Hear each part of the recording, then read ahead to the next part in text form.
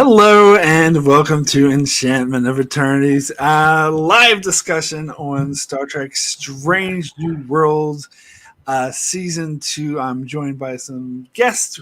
We're going to talk about this. You can chime in the chat because this is a public conversation that we will be having on Strange New Worlds Season 2.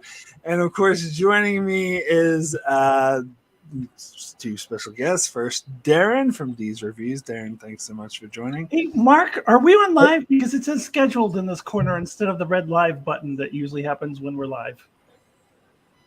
It's got live on mine. It says live for me. Okay, so it's just weird for me for some reason. Okay, so yeah. I'm assuming we're on live. All right, proceed. Because it doesn't show that we're live on my screen, but okay. This is how you can tell we're live, folks. Yeah. It all out on the fly. Norman says we are live, so yes, we are live. My screen is being weird. Okay. Okay, I wonder why you looked a bit perplexed. But okay. Yeah. All right, so yes, well, Darrin. Hi. Great to be here. Looking forward to talking about this. I think we got a lot of good stuff to talk about. I think we've got a few things maybe we don't all disagree with. It's always why these discussions are interesting. Well, I found this is something I found. I was going to say in my review of season 2 of Strange New Worlds is I found this season in particular. I think the mileage varies so much. I've seen so many varying opinions on which episodes are good, which episodes aren't. So it makes it sort of lively. But anyway, also joining Alyssa. Thanks so much for joining. Hello, Mark. Thanks for having me here on the Strange New Worlds Season 2 discussion. Okay. I'm still a little perplexed by why my screen says we're scheduled instead of live, but I'm just going to ignore it. Just roll with it. So, yeah, it's good to be here. And, yeah, there's various different opinions all over the place about this season. So it should be fun. Cool. All right. So, well, let's just start with our own personal opinions on the season as a whole. I guess I'll start with mine. I think because when I heard, like, before the season came out, they were talking about, we're going to take a lot of risk. We're going to swing for the fences and try a lot of crazy stuff. And to be honest, I was a little trepidatious about that. And I feel like maybe they did, and maybe they I don't know. It seems like so season 1 also had like different. Each episode was a different feel, different genre. I think they did that too much this season sometimes, particularly towards the end when it goes from lighthearted, happy, like heartfelt episode to dire, dark, depressing, then to singing and dancing. It seems you get like emotional whiplash like that. But overall, I still love the season. I still think Strange New Worlds is the best of modern Star Trek, and I still love seeing these characters. And I think even the episodes I didn't like so much still had moments and character moments that I loved. But when I compare it to season 1, I think it's just a tad bit subpar to it. I think because for one thing, I don't think there were any bad episodes in season 1. I think there were 2 bad episodes this season, which we'll get into later. I think there were great episodes, just like there were great episodes in season 1. But yeah, I think maybe they should tone it back and not try to do so drastic different changes next time. But always love seeing the characters. I was ecstatic just when the show got, when I started watching season 2 again, when this episode 1 aired, I was like, oh, finally this show's back. And it's going to suck having to wait such a long time for the show to return. But yeah, I do think this is still the upper echelon of Star Trek seasons. Let me make that clear. But maybe just a tad bit less than season 1. Anyway, Darrin, your thoughts on the season? Well, I will definitely agree with you that this is, like, to me, the best of the new Trek. Discovery did some interesting stuff, and we can always be thankful that it did bring us Anson Mount as Pike and Ethan Peck as Spock. So, that's great. To me, Star Trek discussions, as I call it, is just way too talky. It's way too drawn out. There's way too many kind of like moments, and not enough kind of fun action, direct dealing with stuff. I think Strange New Worlds does that perfect blend of having a bit of an overarching story, but we're still doing individual episodes and adventures. And I think that this show does it great. I look forward to every episode. I really enjoyed this season. There are always episodes that, don't connect with us, whether it be for unnecessary singing, or connections to shows that we don't watch, because I don't watch Lower Decks or anything. So while I enjoyed it, I know it didn't hit me as much as somebody who else really, enjoys Lower Decks and is versed in that. And they always seem to have the uncomfortable to pring. There must be something to hide so we can deal with embarrassed comedy bits, which they did last season and they did with this season. To me, what this season reminded me is the biggest drawback of any of the new Trek stuff, and that is just 10 episode seasons. I in my various show rewatches, and I'm in episode or season 4 of Enterprise, which, has its highs and its lows, but there is something about this continual adventure, these multiple times where you can play with stuff, where you can have your change of tone throughout the season and not have it so jarring. When you just have 10, you can only make a few choices, and if you want to tell different stories, you're going to have those kind of jumps. So really that's my only drawback, is the fact that this is 10 episodes and it's not 22 episodes, and we're only halfway through. We're done with the season now, and we got to wait 2 years, 2 years, don't know, until the next season. That kind of hurts. And that is nothing to do with the strike, folks. Some of that is delayed, but these are things that have been working and going. This is the schedule of streaming services right now. And I think scheduling stuff to have a year and a half, 2 years in between seasons, I think that really hurts too. Well, they had already got the episodes for season 3 written. I believe they started filming, but it got halted because of the strike. So I think it will be delayed a bit because of those fucking greedy movie producers. Sure. There was just about a year apart from season 1 and 2. Like, yeah, we have to wait 2 years for season 2. Yeah. So we might have to wait 2 years to season 2. Yeah, I think without the strike, we probably would be a little more than a year for season 3, but we may be 2 years now. Sure. Correction. You're right. There is a delay because of the timing. I actually thought they had started shooting season 3 long before. So I had heard that they haven't started at all. Oh, really? That they haven't, but I don't know how accurate that is. I just heard it on some YouTube channel or something. Right. I don't know. But, hey, the producers can end the strike at any time. Yep. Just saying. Yeah. All I know is like season 3 was in full swing, whatever stage of production they were at, and it was halted because of the the greedy producers, greedy studios. Yeah. But again, longer seasons, writers would be happy, actors would be happier. Okay. I just want to address that real quick because that's an interesting concept, because a couple of the producers involved with Strange New Worlds had gone out publicly and said that they wanted it to be 20 episode seasons. And I think, I don't know, I'm mixed on that, because there's drawbacks and there's positives and there's negatives. And you look at, and I'm going through classic Trek at the moment, sure, having 20 to 25 episodes per season gives you a lot of dreck. And I think the advantage of even the good seasons, like some of my favorite seasons, like season 6 of DS9 or season 6 of TNG, has some terrible episodes in there. And I think the positives of keeping it short to a 10 episode season is that you spend more time and more value on each and every episode.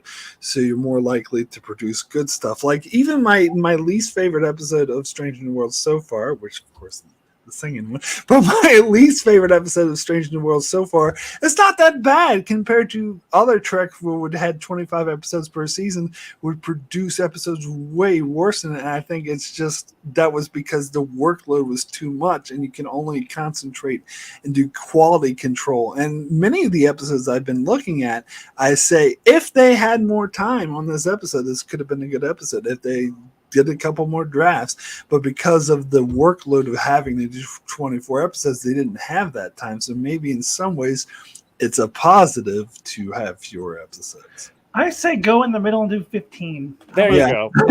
Deal. Friends. Roll to the lady below. Because it wasn't Discovery was doing 13 at first. Yeah, but Discovery was too much because it was trying to tell a serialized story. Yes. 13 was too much for their story. But with Strange New Worlds doing a more episodic thing, I think they could do 13, 14, 15 episodes better than Discovery does. No, I agree. Yeah. Yeah, and let's be honest, the fact if we had like 3.5 months of weekly Trek episodes to go to as opposed to 2 months, I think that's what always makes it hard with the, year-long plus breaks in between seasons sometimes. Well, that's why you're going to start watching Lower Decks because Darrin. if you watch Lower Decks, you do get like 4 consecutive months basically with a little bit of break of Star Trek. Yeah, that's why they had the multiple shows to make up for that. So you can All right, should I get to yes, Alyssa, my thoughts on the season yet? I haven't gotten my chance yet. Because I kind of echo like what you guys were saying about, or I think what Mark was saying about how the opinions are going to vary wildly on this season, and I bet pretty much everyone feels like maybe not every single person, but a lot of people probably feel like that there were some hits and some misses in this season, but most of us don't agree on what the hits and misses are. I think that people have different opinions about what was the really good ones and what were the really bad ones. I think most people, maybe outside of someone like you, Darrin, who hasn't watched Lower Decks, I think people who have watched Lower Decks, I think the response to that episode was overwhelmingly positive. I think that's probably the only one where everyone came together and agreed. There's my least favorite episode, which we'll get to, is pretty highly rated on IMDb, and I've heard some really positive reviews on it. Episode 5, the stupid Spock one, but we'll get to that.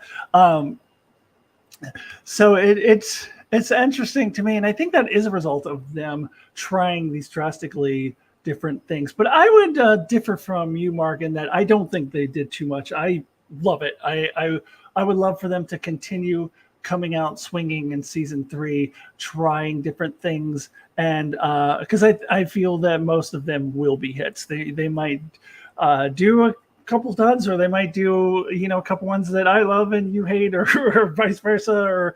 But I think I love that they are going out there and trying different things. I think they really turned up the volume on that concept in season 2. To me, it feels like season 1 was, I felt like they were doing like a different classic Star Trek trope every week, but then putting their own Strange New Worlds spin on it.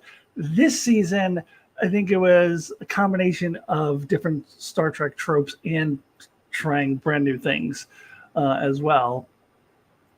So I think they kind of, with the doing a different genre in each episode, they did that in season 1. I think they kind of pumped up the volume on that in season 2. But for me personally, it was not too much. I would be perfectly happy if they did the exact same thing in season 3, just as far as experimenting with different things, not the exact same, like not another musical episode and another Lower Decks crossover. But you know what I mean. But like the same thing as far as trying different things. And so I come out very positive on this season. And it was hard for me to compare it to season 1 because there are more episodes in it that I gave 10s to, and more episodes that I gave lower ratings to than season 1. But I think I ended up coming out even Steven. I gave them both. I don't know if we're gonna wait till the end to give my ratings, but I gave them both the same ratings because I love both seasons. I think they were very different from each other in a lot of ways, but for me, equally as good. Um, and yeah, but there will be uh, a couple of episodes on here that I don't like, and one of them is not the singing one. So there we go. But we'll get into it. All right, well, let's get into it now. Let's go episode by episode, giving our thoughts on each episode. So let's start with the first one, the Broken Circle, where Spock goes on his wayward rogue mission to sort of. I guess the intention was to rescue La'an at first, but they eventually find they have to stop a war between the Federation and Klingons. Now, some people I've heard were criticizing this episode for being too much like Star Trek 6 because, there's Klingons and humans getting together to try to start a war between the Federation and the Klingons. But I actually thought it was different. I mean, there's that idea, and again, this is Strange New Worlds taking stuff that's been done before, but making it unique and putting an own twist to it, which I think is what the show is great about. And what I love about this in particular is that it's profiteers doing it for money, and I think the commentary on the modern day situation society is very strong, and I appreciated that. I love the character moments with Spock taking command and whatnot, and I did like the moment where he said that make the ship go now, but enough with the stupid call signs on that. I think they're playing that up too much on all these shows. But the one thing I agree with the criticism on this episode was the M'Baga and Chapel taking the super soldier serum to having those action scenes. That was a bit too much. I didn't really appreciate it, so I didn't think this episode was great or one of the best, but I thought it was pretty strong, pretty good episode. And I was surprised a lot of people seem to hate it, and some people even now after the whole season was over said, "Yeah, episode 1 was the worst." I'm like, really? I don't get that. But anyway, as we said, opinions on this season vary differently. Alyssa, let's start with you on this one.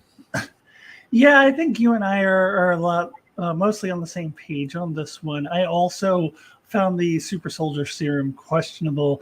And I remember that the time it aired, I was like, well, we need some kind of follow-up on this. And I guess we did get that in episode 8, but I still don't, I'm still not a fan of it. And I totally agree. I didn't have any problem with the similarities to Star Trek 6. Every episode, or not everyone, but a lot of the episodes of Strange New Worlds are similar to previous episodes, and you're right, that's what they do very well. And so I think, again, what season 2 did a little differently is trying new things in addition to doing some of the old things. And the Star Trek 6 thing, I mean, I feel like that was in other episodes too, but not with Klingons necessarily. Wasn't there some other episodes with two?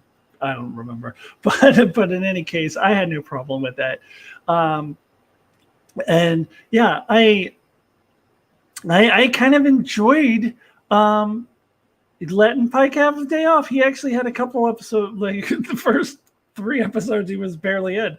And I know that I heard a lot of vocalizations from people that, oh, well, you can't sideline your star. Anson Mount is what the show is. And I disagree. I think this is a really strong ensemble cast. And I think it's important to let the other cast members shine. And this is what this show really does well, is giving each character their moment. They still need to give Ortegas a proper episode. But other than that, they're doing a really good job at that. And so I liked that we get to focus on Spock.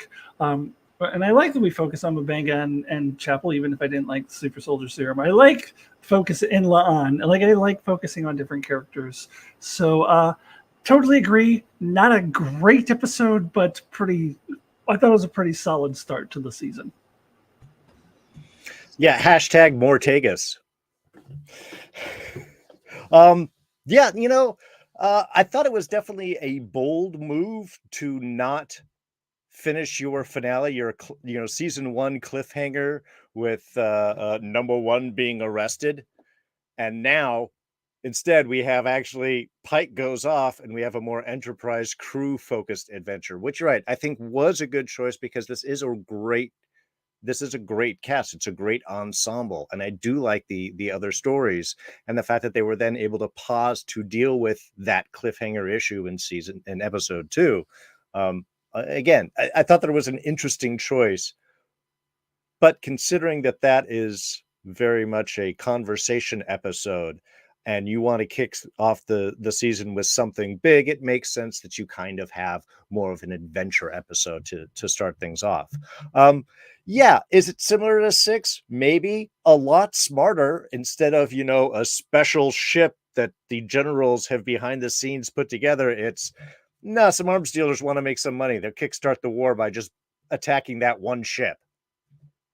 Much smarter, very direct.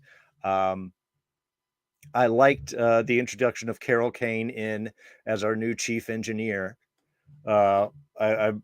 The accent's kind of weird. I eventually got used to it, but I do like the kind of setup, and this is where we're going to be going off on this season. So I liked it as a nice start. I do like, certainly in retrospect, having seen the rest of the season, that they're laying the groundwork of Chapel's and Mbega's past, plus the super soldier serum that I guess Mbega always has with him.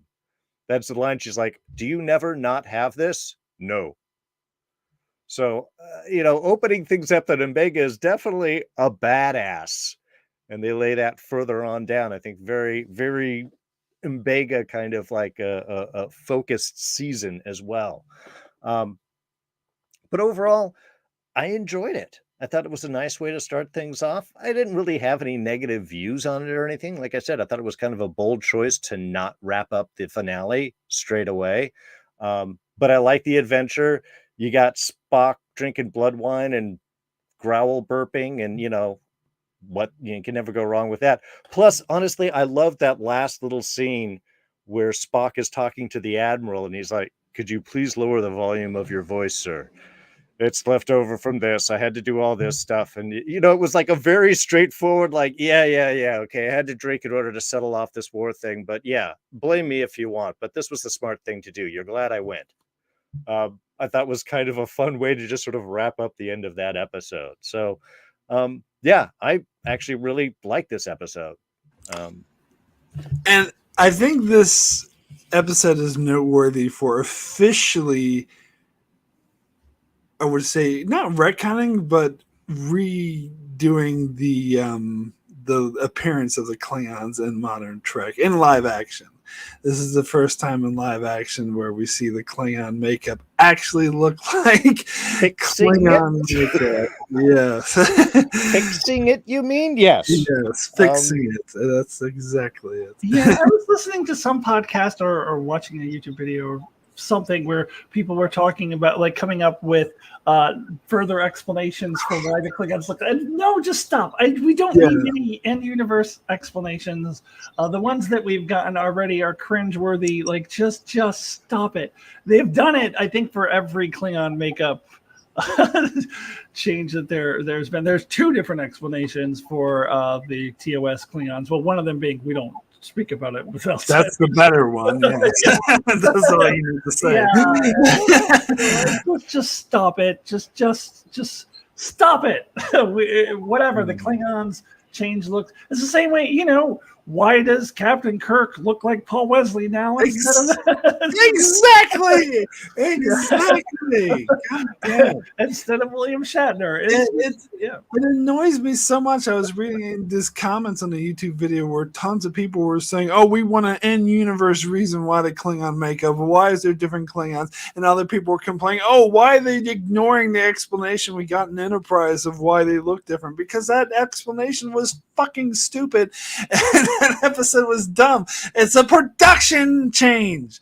You don't need an in-universe reason for it. God damn it, that pisses me off. And look, at least Sam Kirk doesn't look just like Paul Wesley with a mustache on. So things change, folks. The Romulan leader didn't look like Spock's dad. The Romulan captain didn't look like Spock's dad. You know, these things, they just exactly. It's a TV show. There's production reason. You don't need an ending universe reason for every single thing. God, it drives me crazy. Anyway, which will be funny because there's definitely going to be a canon discussion we can talk about later on. Okay. All right. All right, so let's get to the next episode 2, Ad Aspera per Spera. This is my second favorite episode of the season. Absolutely love this episode. I thought it was a very emotional episode. I thought it was a very driven trial episode. And if I had one complaint about season 2, I think that Una Chin Riley, and this is the same complaint about season 1, by the way, Una Chin Riley's been underutilized. I feel like she should be featured more, and at least she got this one episode, and I feel like they didn't touch on this episode or the repercussions of this and how this affected her character enough. We did get some follow-up in episode 7, which I really, really appreciated. But some people were comparing this episode to The Measure of Man. I actually think I like it a little bit better, but it's hard for me to say because it's fresh in my mind where I saw The Measure of Man years and years over and over again. But Measure of Man has this silly season 2 isms of TNG, like Riker having to be the prosecutor, which I thought was freaking dumb. And what's his face? The Maddox was kind of a mustache twirly guy. Where I like this episode better because it dealt more with the social and the comparisons they made to modern society. A modern day society with minorities being discriminated against, and how and what I love most about it, and this is something I always bring up when some political arguments with other people, is just because something's legal doesn't mean it's right. And that's the thing they hammered on in the most in this episode. And I loved it. And I loved how, and of course they couldn't break canon. They couldn't, make it make it so that Federation was all good with genetically engineered people, because we've seen Deep Space Nine, that's still not the case. But they say like the baby steps, and again, I think this is paid off in a big way later in the season. So I love this episode. I thought it was very powerful. Darrin, your thoughts? Yeah, I think this is actually my favorite episode of this season. This does what Star Trek and sci-fi in general do best. They take modern issues and they recontextualize them, they repackage them, and they represent them in a way where people can agree and go, "Oh yes, I can see that," and then only later go, "Oh, wait a minute, that meant this thing." And I think that did this perfectly. How they encapsulate the historical issues, the fact that you're right. A lot of things were legal that we know are not right. We have changed some of those laws. Some of those laws still exist. Some are being brought up right now. And these are all repeated. And I think that's really the kind of interesting thing about bringing this in context, is all of these arguments against have been repeated throughout history. Heck, multiple forms in my lifetime, whether it be, with immigrants, with Jews, with blacks, with gay people, with trans people. It's all the same argument that comes against, and there's always some legislation in order to protect people that we then see later on are completely ridiculous, are discriminatory, are hurtful, actually damage relationships, people's whole economic sectors. It's a devastating history of man that we continue to do. And I think this was a great way to bring it up with the augments and the idea of, how they are discriminated against, and how they have suffered. And the fact that they twisted this, you're right, in order to fix canon, but still give us that moment to an application for asylum, which again is even an issue that we're dealing with now. Who gets asylum and who doesn't, who is deserved and who isn't. It does the great thing that Star Trek does is it builds up the ideas, the legends that we have for our own society, the aspirations that we believe we should be able to reach, and uses that viewpoint to cut through our own prejudices. And I think that this did this extremely well. I love the whole presentation from beginning to end. And like I said, I think this was my favorite episode of the season. I agree. I think that's what Star Trek does best, personally. But anyway, Alyssa, your thoughts on the episode? So I'm going to be a little bit of a detractor, only in that this was not my favorite episode of the season, and I think it's a touch overrated. Where people are saying it's the greatest trial episode, to me, it's not even halfway as good as The Miz Riverman. And people are calling it the best episode of Modern Trek and one of the best episodes of Star Trek.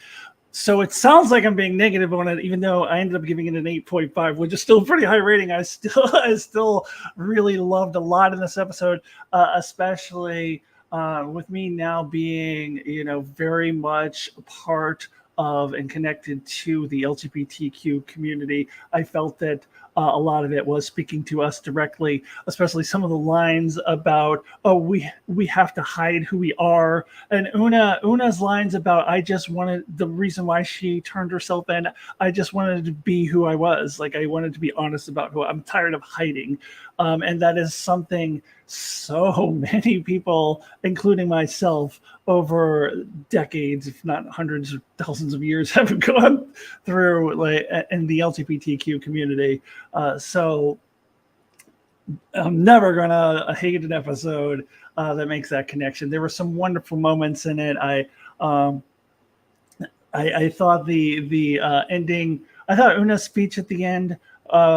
Why she described why she went into Starfleet was touching, and again, all the connections that was made that spoke directly to me, all of that. It was really emotional at the end. Visually, it's good. I love how Strange New Worlds updates a lot of things from the original series, and I love the update of the court-martial uniforms that they were wearing.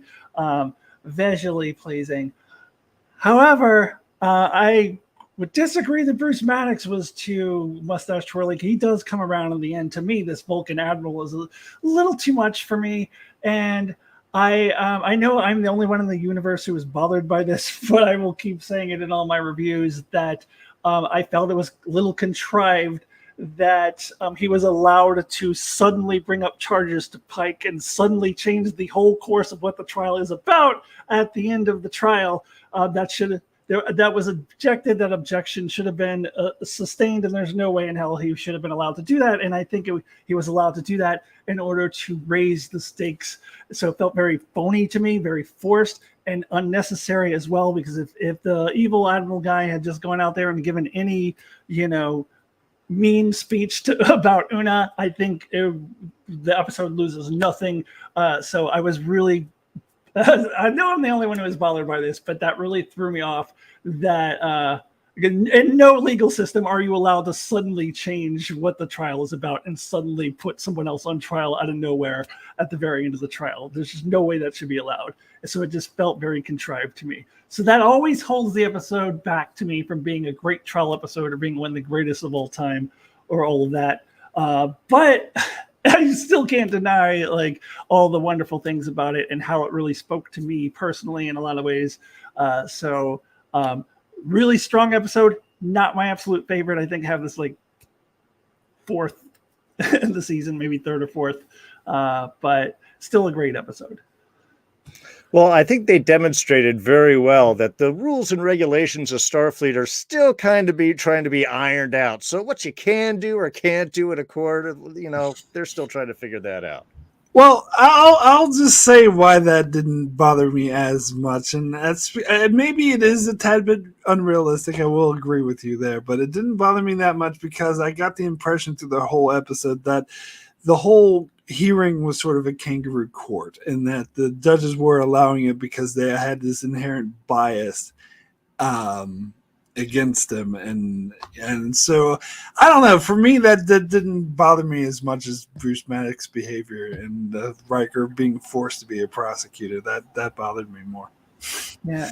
Well, I mean, if it was a kangaroo court, then Una wouldn't have won. So it wasn't a kangaroo court. So, I mean, to a degree, it was. They definitely had a bias towards her throughout that whole trial. But Yeah, but then to allow that to happen and then to go ahead and rule in her favor, no, it doesn't add up to me. I'm just not going to buy it. Okay, fair. Now that's fair. I had a different take on it there. I was. Yeah. They were so inspired, though. I will say though that I think my sort of issue with this episode was that I wish Pike was involved more, and I think having it be about just him worrying about being that they're going to turn on him and threaten his career, maybe they shouldn't have went in that direction. So I will agree with you there that I think Yeah. having him involved and being more involved would have been better, but it's not something that I think like tanked the episode or really bad. Fair. Okay, so let's move over to the next episode, which is tomorrow and tomorrow and tomorrow. So this is an episode me and Alyssa very much disagree on. So I'll just say that I wanted to like this episode a lot, and I'm not going to like tell anyone they're wrong for liking this episode. There was just things about it I couldn't get past. But Alyssa, I'll actually start with you since you did really like this episode. Yeah, I think you and I just have different perceptions of this episode. We've had very different takeaways from this episode. I kind of feel like you're still a little scarred from your PTSD of Picard season 2. Because you were really picking up on Picard season 2 vibes from it, and I did not even, that never crossed my mind. I never even thought that.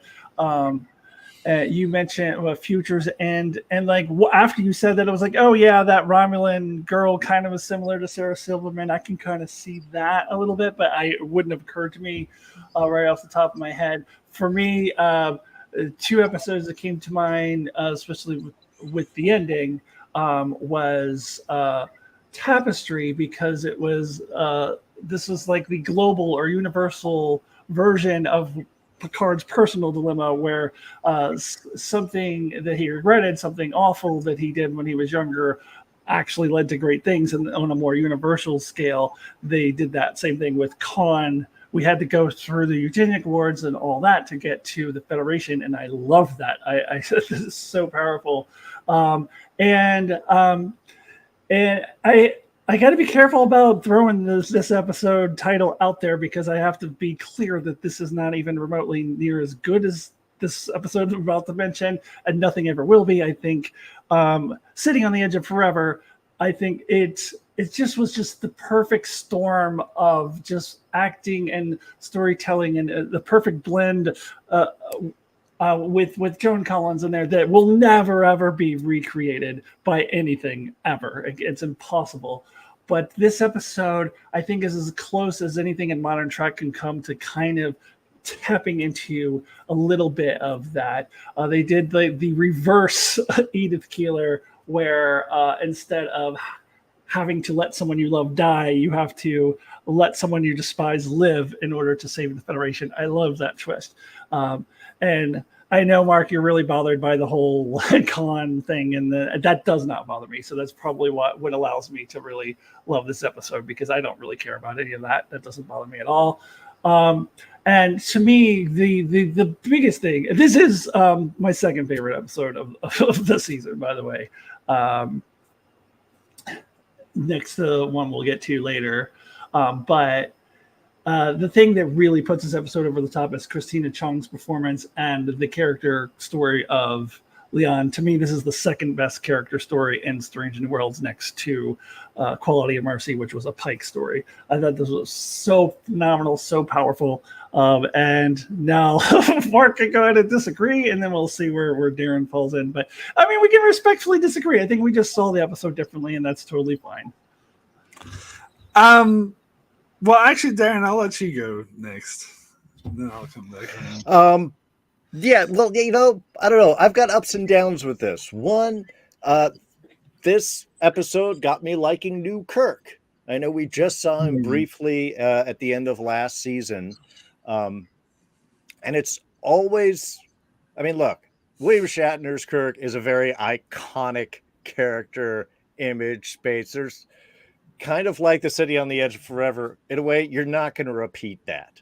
You can't get someone who speaks like him. That just gets to be silly and distracting. But I think that this is the episode where I was like, okay, I could see him. He's got his own little flavor of swagger. It's this, again, like any character, this is this new actor's interpretation, which I think works really well. This, and certainly by the time we get to the end of the season, I'm like, are they just recasting everyone? Season 3 is when McCoy comes in, right? Because we've got to see everybody. And Sulu. And yeah, I don't know. To me, that just rings into the whole thing of like, I really wish this was its own thing and not tied into a particular canon, whether stuff has to be right or wrong, or can we change things or not change things. It really just gives everything a weird kind of dance. But that aside, I really started to like I said, new Kirk here. I saw the swagger. I was like, okay, I started looking forward to when he's going to show up again. So that was really good. Yeah. La'an's story was awesome. This was a great character focused episode, which was nice to spend time and really see, more behind her and watch her goes and see that kind of breakdown of her inner walls and really reach out and make connections. That's great. And they hit that again later on in the season as well. But I guess, I don't know, like Mark here, can we stop with the con? I don't care. Please, just do something different. This is the one reason I don't like La'an being Noonien, Noonien Singh, I almost said. But another Khan family member. It's like, why do you have to tie that up? That adds complications. Though they've made that work with the Illyrian connection and the genetic manipulations and such, and bringing that into an effective storyline. I've gotten over that. But yeah, at the end where it's like, and it's young baby Khan. Do you kill baby Hitler or not? What would you do? I don't know. I guess ultimately, I think it's too early to be doing the time travel episodes already. I know every Star Trek episode does this. DS9 went back to, was it this year, next year? I think it's next year, 2020. Next year. Yeah. We're already talking about the original series, whether it be on the in the holodeck or in real life and going back to the West. I don't know how often Next Generation went back in time. Everybody ends up going to World War II. I think that was Enterprise as well, which had its own temporal war. Anyway, I don't know. I guess it was a nice way to tell a story without changing anything, really. So it's just a personal evolution and has no actual effect on the rest of the universe, in effect. But yeah, I don't know. It was okay. Like I said, it had some good stuff. It had some bad stuff. The Romulan undercover agent also was just weird. I can always talk to cops and pull out cameras and make them go away. It's I think that might have been one of the unrealistic things I've seen in Star Trek. But anyway. So this is not, to be clear, this is not one of the episodes I would classify as bad. I actually think this is a decent episode. My opinion went up after thinking about it more and watching it again, because the one thing I will say I really did like about it was the Kirk and La'an relationship. I thought the way they built it, the way they slowly built it, really worked. And I love what they did with it for the rest of the season and created a very interesting dynamic where she was infatuated with Kirk, but it was the one Kirk she knew was from a different time, a different timeline, and no longer exists, and that and she can't talk about it because she can't violate the temporal prime directive or whatever. So that was a very interesting concept, and I think that played out very well. And I like the concept. I do actually like the concept of a reverse City on the Edge Forever, where rather than having to kill a good person, you have to save a bad person. I just wish it wasn't Khan. and I'm sorry, I can't get over the fact of why doesn't she just change her name if she hates it so much? Why hasn't her family changed her name already? But anyway, Yeah, and I agree about the Romulan woman. Like, I didn't buy her as a character. That was another big sort of thing in my way. Yeah. Well, we So did get to have the classic car chase. yeah. Don't you always have to have those? Yeah. Counterpoint to the con thing. Her name is Noonien Singh. They gave that her name before the series started. I mean, would I have preferred for them to not name her that in the first place? Sure, but that's her name now. You can't just name her that and then not ever do anything with it. Like, the cat is already out of the bag. It's already too late. That is her name. So they got to do. So I would have been disappointed. Like, why name the character that if you never ever address it? So they have to do something with it. I have preferred for them to not name her that in the first place. Yes, I was one of the first ones before the preseason material came out in season 1. Like, what is her name? Why are they naming her that? Like, I wasn't a fan of it, but it is her name, and they need to do something. And if they're going to do something, to me, this is the best possible thing that I could imagine. I thought it was amazing. 10 out of 10. Well, because you also can't not kill baby Hitler. Yeah. You don't want to use that example. You have to come up with a different bad guy. Yeah. Well, yeah, no. If they actually did literal Hitler, that would be no. I mean, Han is kind of the Hitler of the Star Trek universe. Sure. No, I mean, if you're gonna do anybody, it's gonna be him, or you're just not gonna do it. But I will say I feel like they did address her name in season 1 with why she was very upset with Una being an Augment, why she had a prejudice against Augments because of that being related to her shame.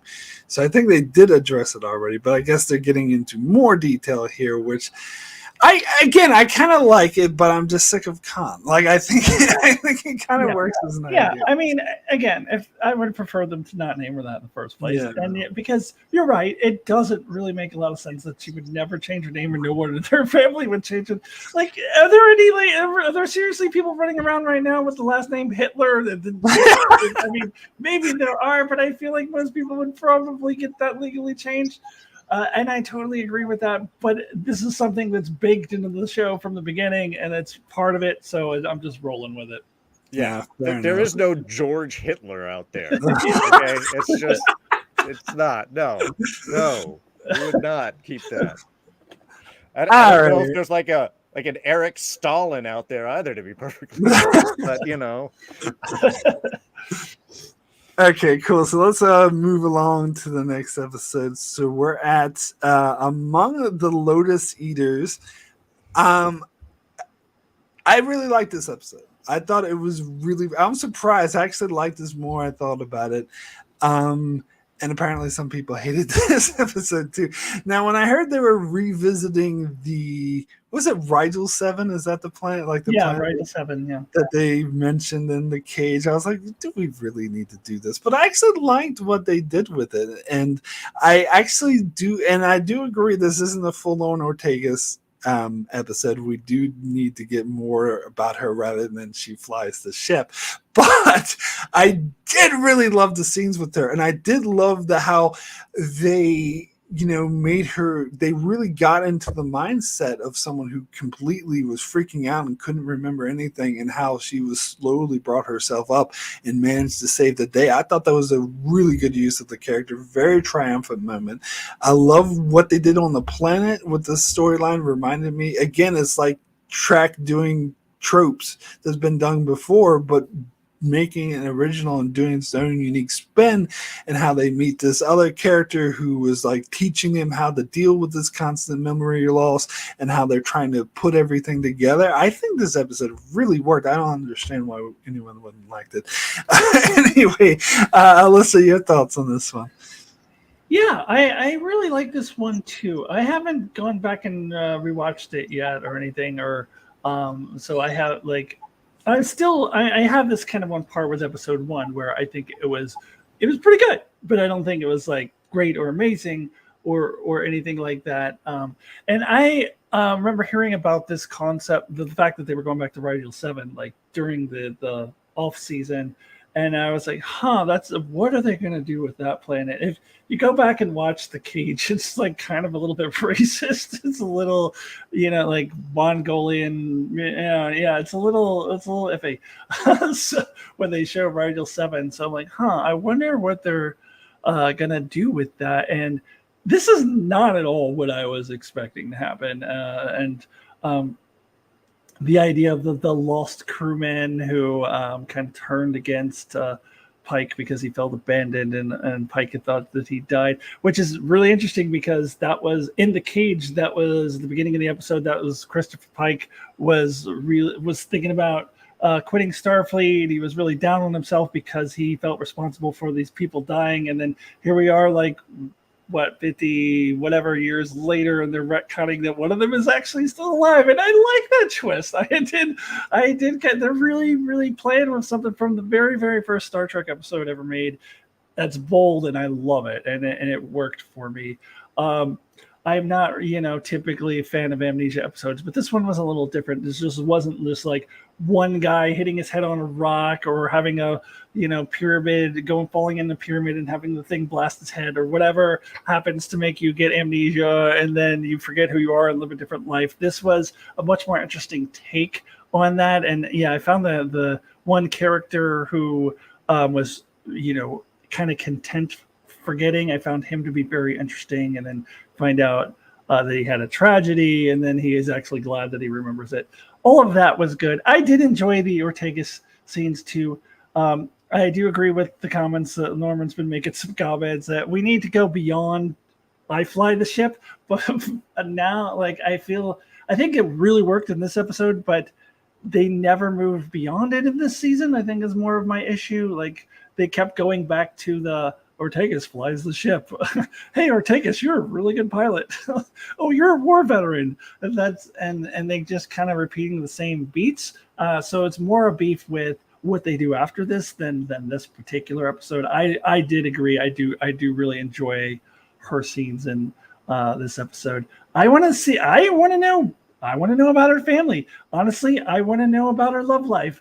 I always thought she looked like she could potentially be LGBTQ. Not necessarily. She could be totally straight. But we don't know. We don't know the first thing about anything about her friendships, her outside of Enterprise, or her family. Or that's what we need to get into next season. But I did enjoy the scenes in this episode. Well, we know she's snarky. We do know that too. She's snarky. She's a war veteran, and she flies the ship. I did want to address what Norman said in the chat that comparing it to the episode Conundrum. I didn't think about that episode TNG where everyone's memories was wiped. I like this episode better. I think it's more complex than obvious evil guy who doesn't belong being evil. I did actually compare it to Conundrum in my original. Oh, okay, right. And I agree. I like it better. Anyway, Darrin, your thoughts on it? Yeah, well, this answered a question for me. I didn't know that I didn't really think about asking, and that is, what are the timeline of The Cage in regards to Strange New Worlds? And obviously, The Cage has already happened. We've already met the Talaxians. And that was just one of those things, because we know later on the whole chair thing and that what's going to happen. I was kind of curious, are we going to see those events happen in Strange New Worlds? But this kind of establishes straight off is that no, that The Cage has already happened. And that must have been during the, 5-year journey that they were on beforehand, which would explain why only Spock and Number One were on the crew at the time, and they had a different doctor and everything else. Again, it's not one of those questions I had really thought about, but once this happened, I was like, oh, they are firmly establishing, that's episode is in canon as well. It's not something that's going to be redone. They went back and visited the Telosians planets in season 2 of Discovery. So yes. From season 2 of Discovery, when Pike was on it, we already saw that it was in the past, but maybe you didn't see that episode. I don't know. It's Discovery, man. Yeah.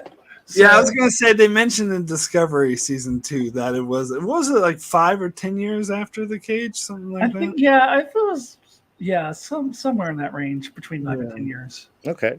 Well, then it's just me, folks. Everybody else knows. Also, Darren, I do have to make a nerd correction here. You said Talaxians. That's Neelix species from Voyager. Oh, thank you. Sorry, it's on the rewatch. Let that one go. We starting know to what he melt meant. Yeah, the Telosians, right? Yeah, Telosians. Telosians. Thank you. I was going to say, I know that didn't sound quite right when it came out of my mouth there. But yeah, I mean, I think it was a fun episode. You're right. If you're going to do your amnesia bit, this makes a lot more sense. I like the fact that kind of Spock messes up the Enterprise more by like, well, if we want to shield ourselves, go into that debris field. That'll protect us. And that happens to be like the one place you do not want to go. I know there's also been odd conversations about like, I'm Ortegas, I fly the ship. And they're like, well, there are other pilots, right? Of course there are, but she's the primary pilot. Like Uhura's the primary communications officer. Spock's the primary science officer. Yes, when people are asleep, there's got to be other people that kind of fill in and sit in those chairs. But to me, this always kind of set it up that she is the primary pilot. Because, of course, she's in the cast. She's on the show. And I loved her whole little bit of kind of embracing that and flying by what could be emotional instinct only. They did a great, I love the whole pilot sequence afterwards and burning through the asteroid and the Enterprise going through, which I think they've done on some of the previews for the show as well. That was a really fun episode from Ortega's standpoint. With Pike, it was a great way to sort of deal with guilt. And obviously he's dealing with his guilt. The dad the father, the man who's on the planet, has forgotten his loss.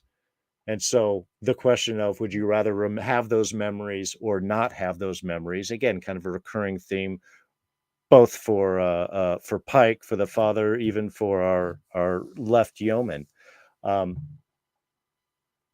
the fact that we had kind of the myth of the magic box, which ended up only just being like Starfleet equipment, but also by being in the castle, you had some protection from the air, from the radiation, and therefore you were going to remember more. It was a nice way of, I don't know, just again, doing an interesting twist on the story.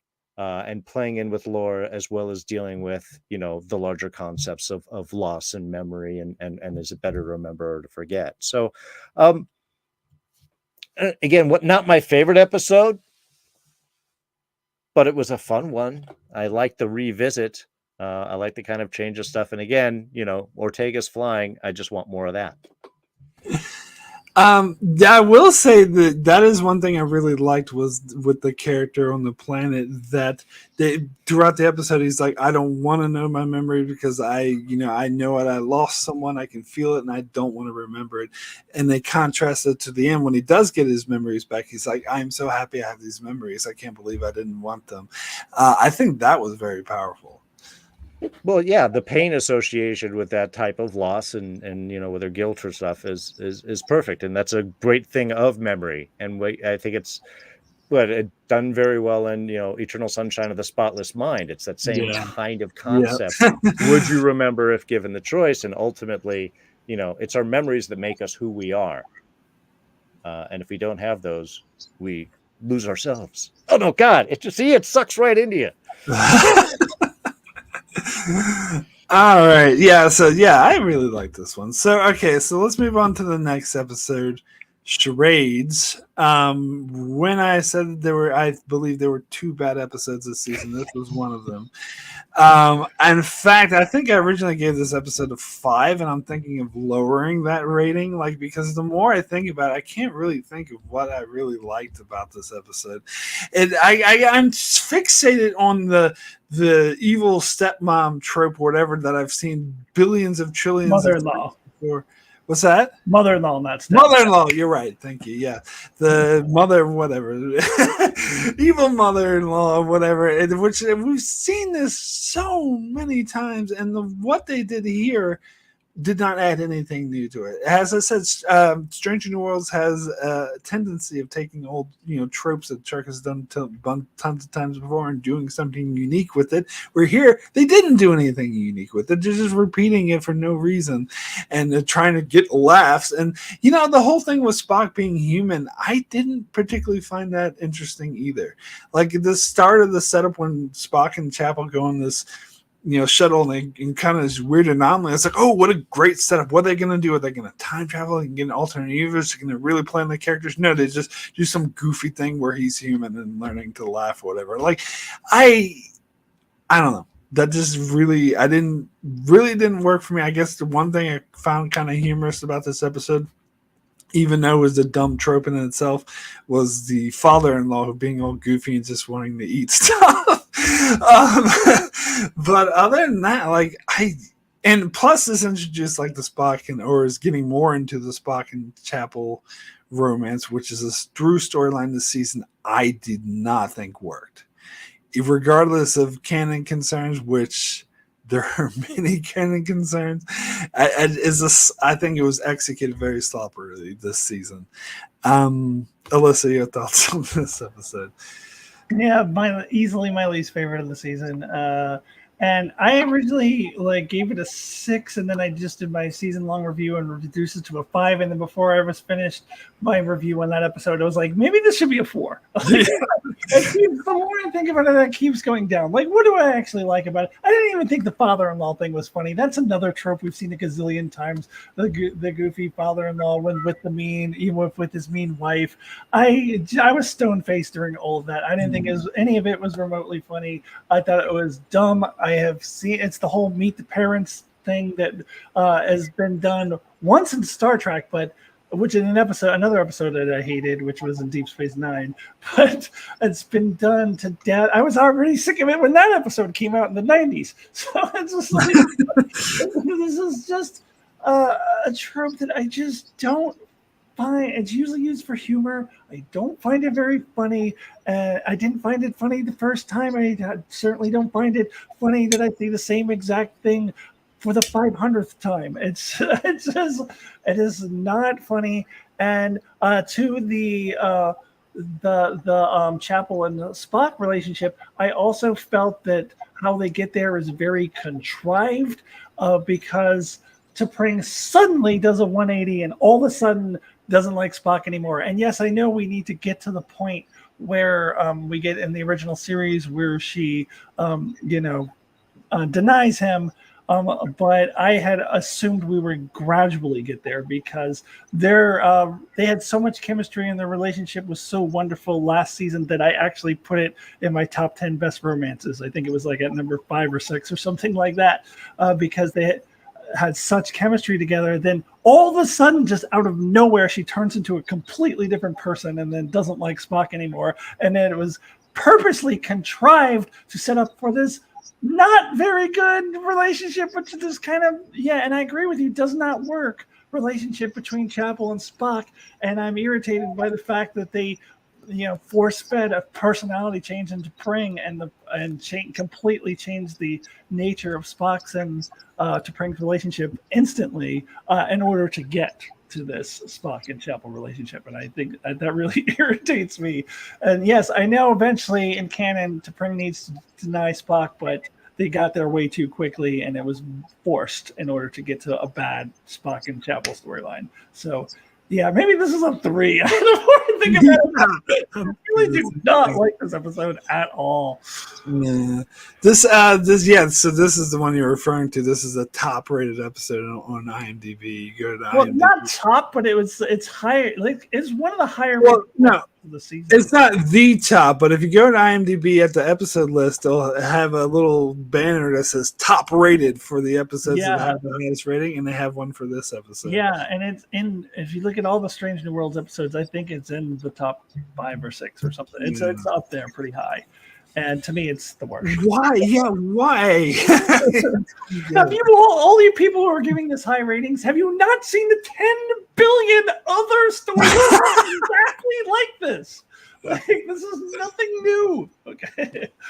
Well, I think we have a rare trifecta of thumbs down thoughts for this There we episode. go. Yeah, I mean, as I said before, it's an embarrassment by hiding something thing, or another to Pring episode. Yeah, it just, yeah, I don't like the whole embarrassment thing. Can we hide this? It's just, I don't find them funny. I find it to be kind of annoying.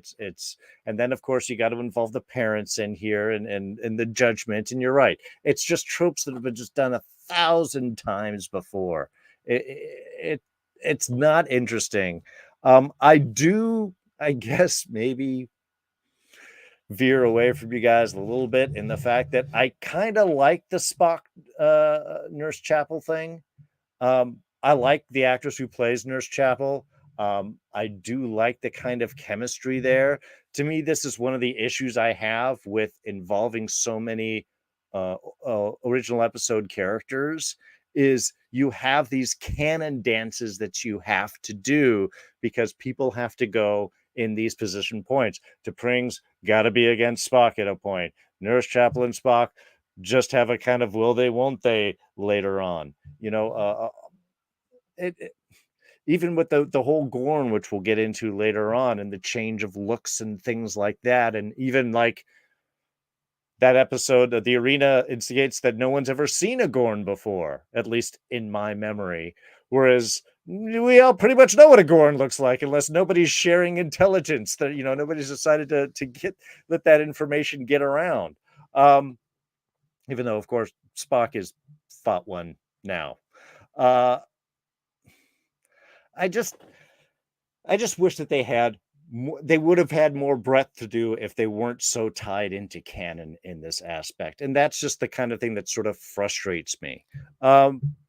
And I'm not really much of a shipper, but, kind of like Tomorrow and Tomorrow and Tomorrow, I kind of like the Kirk-La'an relationship there. I would like that kind of opening up and the connection. That was cool. And of course, that's taken away and we have the potential to revisit later.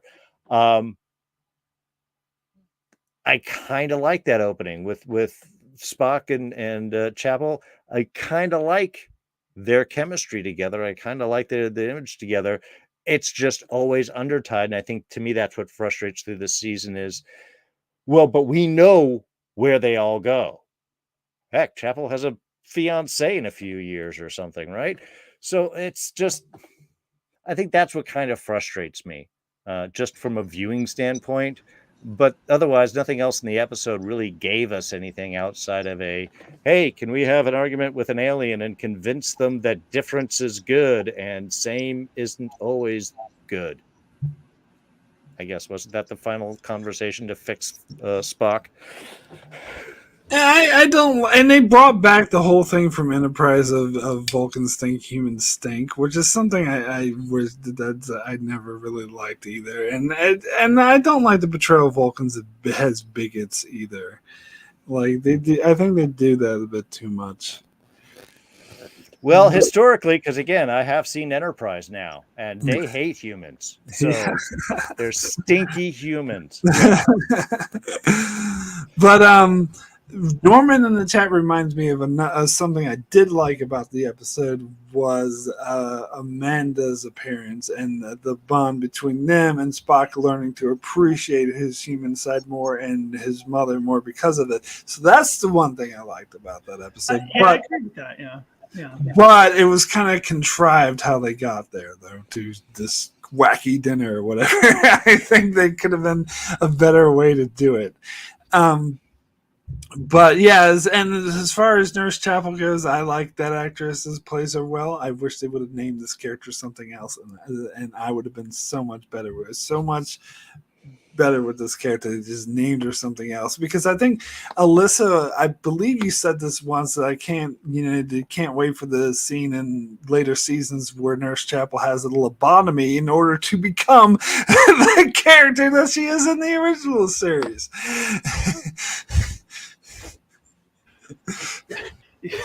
Yeah, she's a totally different character, and I don't want to spoil it, but my top 100 next top 100 video is coming out. I did have an original series episode in there that features Nurse Chapel and Spock, and watching that, I mean, it's not, even if they, erased Spock's memory. You had mentioned that, Mark. Well, they have to erase his memory. It still doesn't work because Nurse Chapel very clearly has a crush on him and never, ever, ever had any. Maybe both the memories are going to get erased. I don't know. So, yeah, but I do agree with you that it's not just the canon thing that bothers me. It's also, I don't think it's a particularly good relationship, and I think it's forced. Like, it was clear the writers wanted to do it. Like, forget T'Pring. Let's just. I mean, not quite as bad as what Picard did in killing off Laris's husband off screen. But they kind of like, let's just completely change everything and make it that she doesn't like Spock now, so that we can have this relationship that we'd rather have, which really bugs me. And the one thing I would disagree with you on, Darrin, is I don't think they have chemistry. I actually don't. I don't think they do either. But fair. Again, maybe I just like her, but I don't know. Norman, I'm a softie. Maybe Norman's onto something. Maybe this is actually Nurse Chapel's twin sister, who's also named Christine. Or maybe it's her clone. I don't know. That's a transporter accident. That's how we fix everything. Well, and here's the thing there, because you mentioned stuff like the Gorn, like hadn't been seen before. In fact, like Kirk didn't even know what they were called until the Metron said, "Oh, they're called the Gorn." And here, like takes place before that, and Starfleet is very aware of who the Gorn are. That actually doesn't bother me. Stuff like that doesn't, because there's a slight change or whatever, and they want to do that, I can roll with it. But the saying that this is Nurse Chapel and Spock, that's something I can't get past. I can't get past it. It bothers me. No, that's fine. Again, this is.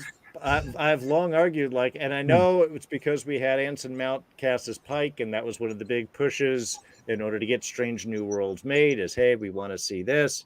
But I had the same argument with Discovery, too. Outside of it being kind of the golden age of exploration, I just wish they had it's a new ship. It's at the current now of Star Trek, and just go. And that way you don't have to worry about tripping over all of these things. It's, that's why they flung it to the 32nd century to get it away from tripping over canon. Yeah. But anyway, I've got other issues with Discovery, but sure. Yeah, fair enough. So do I. Anyway, let's go ahead and move over to the next episode, which is Lost in Translation. This is another episode I really liked. I thought this was one of the better episodes of the season, and apparently it's low rated on IMDb. Apparently a lot of people didn't like it. I don't understand it. I thought this was a brilliant horror episode. I thought this really got into her character, and I love how they touched on Hemmer, and how that affected it. They didn't just forget about this character, and I think the way they brought him back is the memory of him haunting her, and this is what the aliens chose to communicate, was amazing. And again, this is another example of doing a trope that's been done in Star Trek tons of times before, like the aliens trying to communicate using subliminal messaging or whatever, we're saying, like night terrors of the fight or whatnot, and also the whole, we're killing the aliens and we don't even realize it, like we said in Devil in the Dark and Home Soil. But making it unique, and how they make it unique is the way they tie it into the characters, the way they make this an original character story.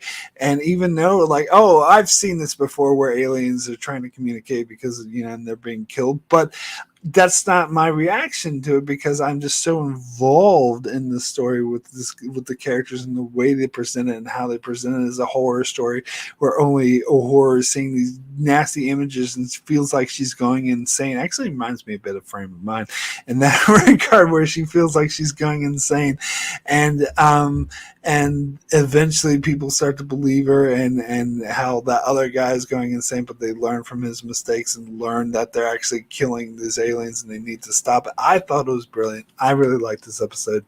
Alyssa, your thoughts? Yeah, me too. I think this is probably third. Maybe this and that is Ferreira, whatever the title is probably with each other. But I fucking love this episode. I love the use of Hammer as well. I thought the scene at the end where she saves the aliens and now zombie Hammer is just regular Hammer and he's smiling, like that was a little emotional for me. And then Horace like, yes, we did it. Like, I don't know, I get maybe just a little teary eyed. I thought that was really nice. It was really sweet. I echo everything you said about, yes, this is borrowing elements from previous Star Trek episodes, but it's making it its own. It's doing a unique spin on it. So I really enjoy that. I really like that they're retconning a friendship between Kirk and Uhura that we didn't really get to see much of in the original series. I think by the time we get to the movies, you can see that they have a bond, but they didn't really explore the connection between these two characters because Uhura was a criminally underutilized character in the original series. I mean, it was like enough for them just to have a black woman on there. You couldn't expect them to actually like develop her character or have her do a lot in that show in the 1960s. So they didn't really get into that connection enough. So I enjoy that they are like, yeah, they're friends and they met each other back here. Like I love that, and I did really like the scenes with Kirk and Uhura as well. And I am a Paul Wesley as Kirk fan. I think that as Darrin alluded to earlier, you can't just do the William Shatner impression. I do like his swagger. I do like what he brings to the role. I think he's a million times more Kirk than Chris Pine, but I'm also very anti J.J. Abrams. I have a bias against those movies in general, so I'm probably not the best person to ask about that. I enjoyed that aspect of this episode too, and I really love this one. I really like this one. I think Pine's Kirk was Kirk-like in Star Trek Beyond, not in the first two. Okay. And the first two is like a James Bond horny whatever bullshit. I have to point out that I didn't notice this because I don't remember those films, but I saw in other YouTube videos where they were pointing out that when Uhura was like, "What are you hitting on me?" That seemed to be a direct reference to Star Trek 2009, where Chris Pine's Kirk was actually hitting on Uhura. I mentioned that in my review. Yeah, I didn't catch that. Yeah. I just don't really remember that movie. That's probably why. Oh, yeah, try to wipe it from your memory. Yeah, I think I only saw it twice. Right. Which was 2 times too many. But I've endured it way more to do reviews for this channel. Yeah, but I thought that was a nice little touch that they're kind of playing with that. Like, what are you hitting on? No, I'm not hitting on you. What do you what do you think this is? A bad J.J. Abrams movie? No, I'm not. Yeah, look, Chris Pine is incredibly charming, but I don't think it worked totally in those J.J. Abrams. That was not the issue with those films in my mind either.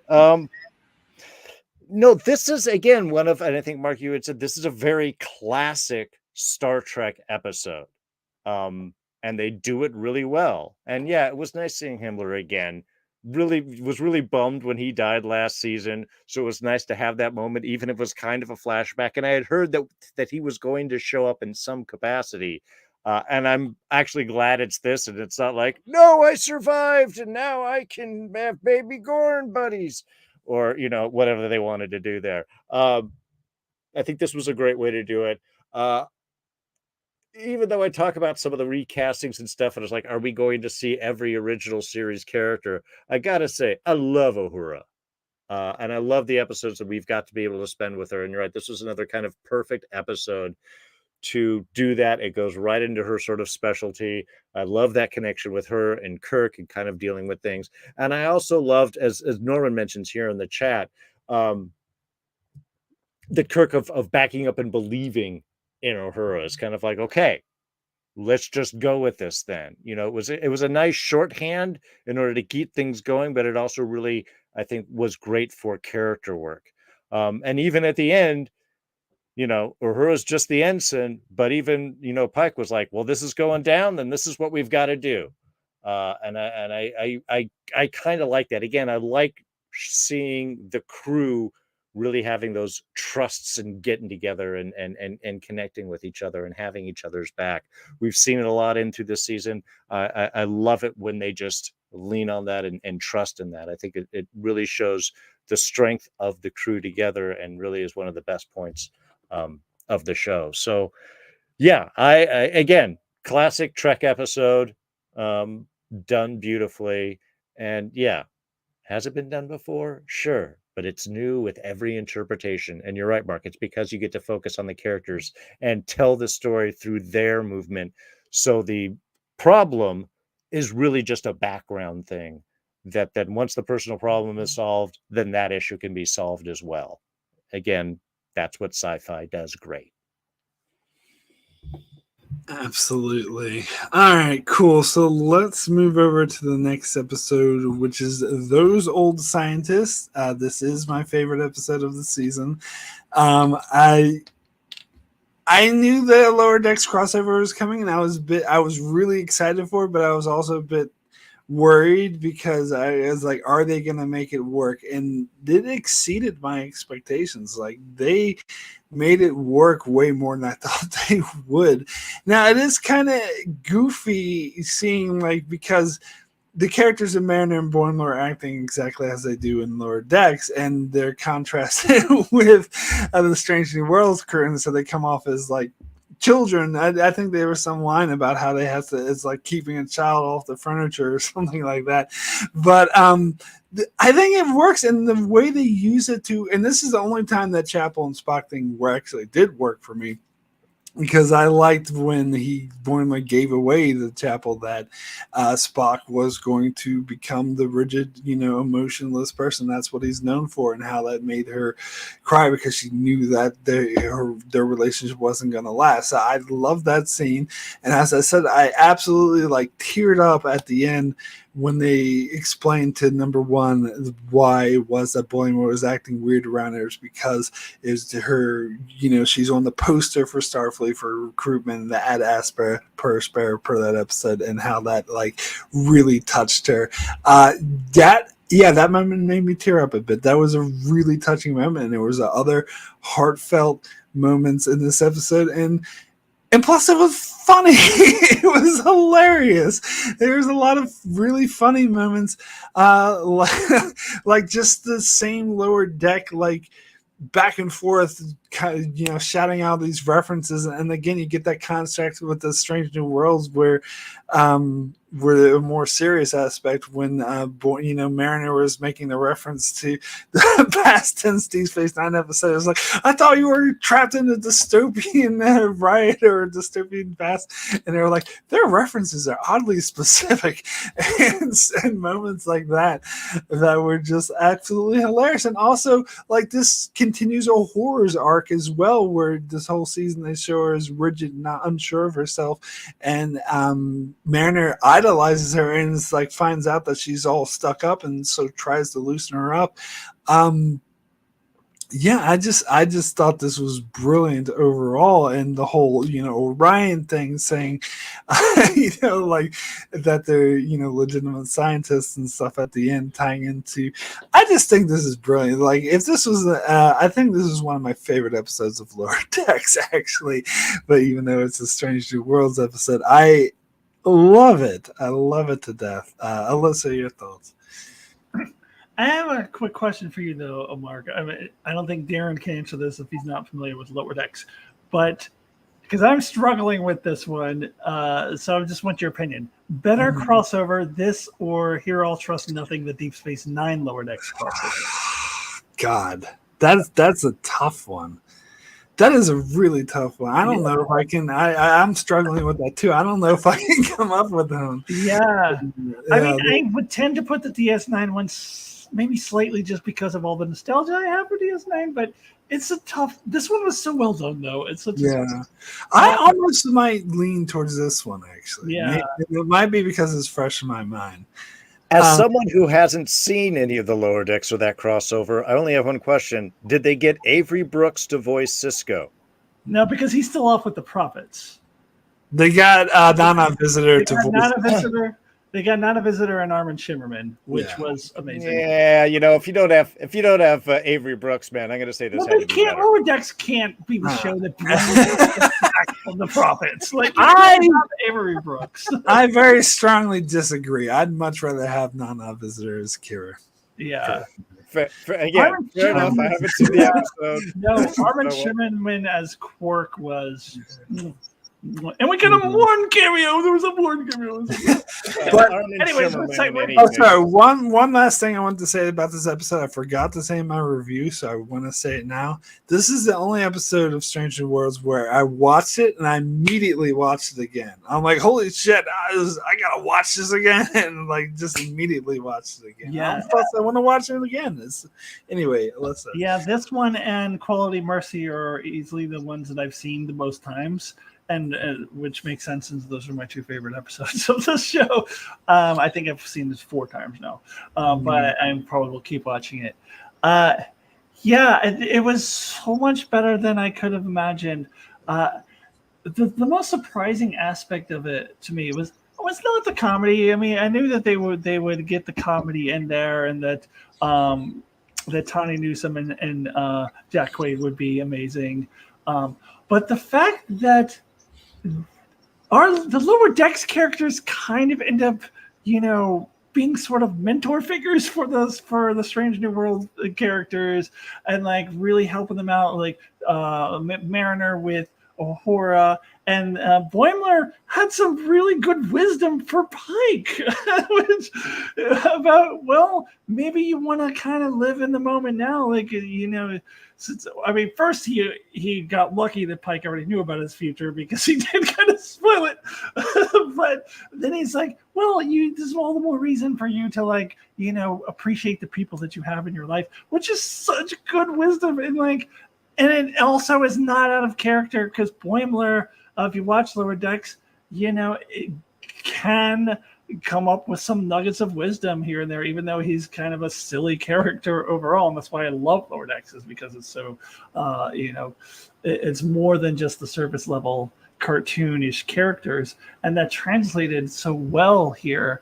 And so that was, I think, was the aspect of the episode that was most surprising to me. And the fact that the episode was so sweet, that there were so many heartfelt moments and sweet moments, which I shouldn't be surprised about because Lower Decks does that so well itself.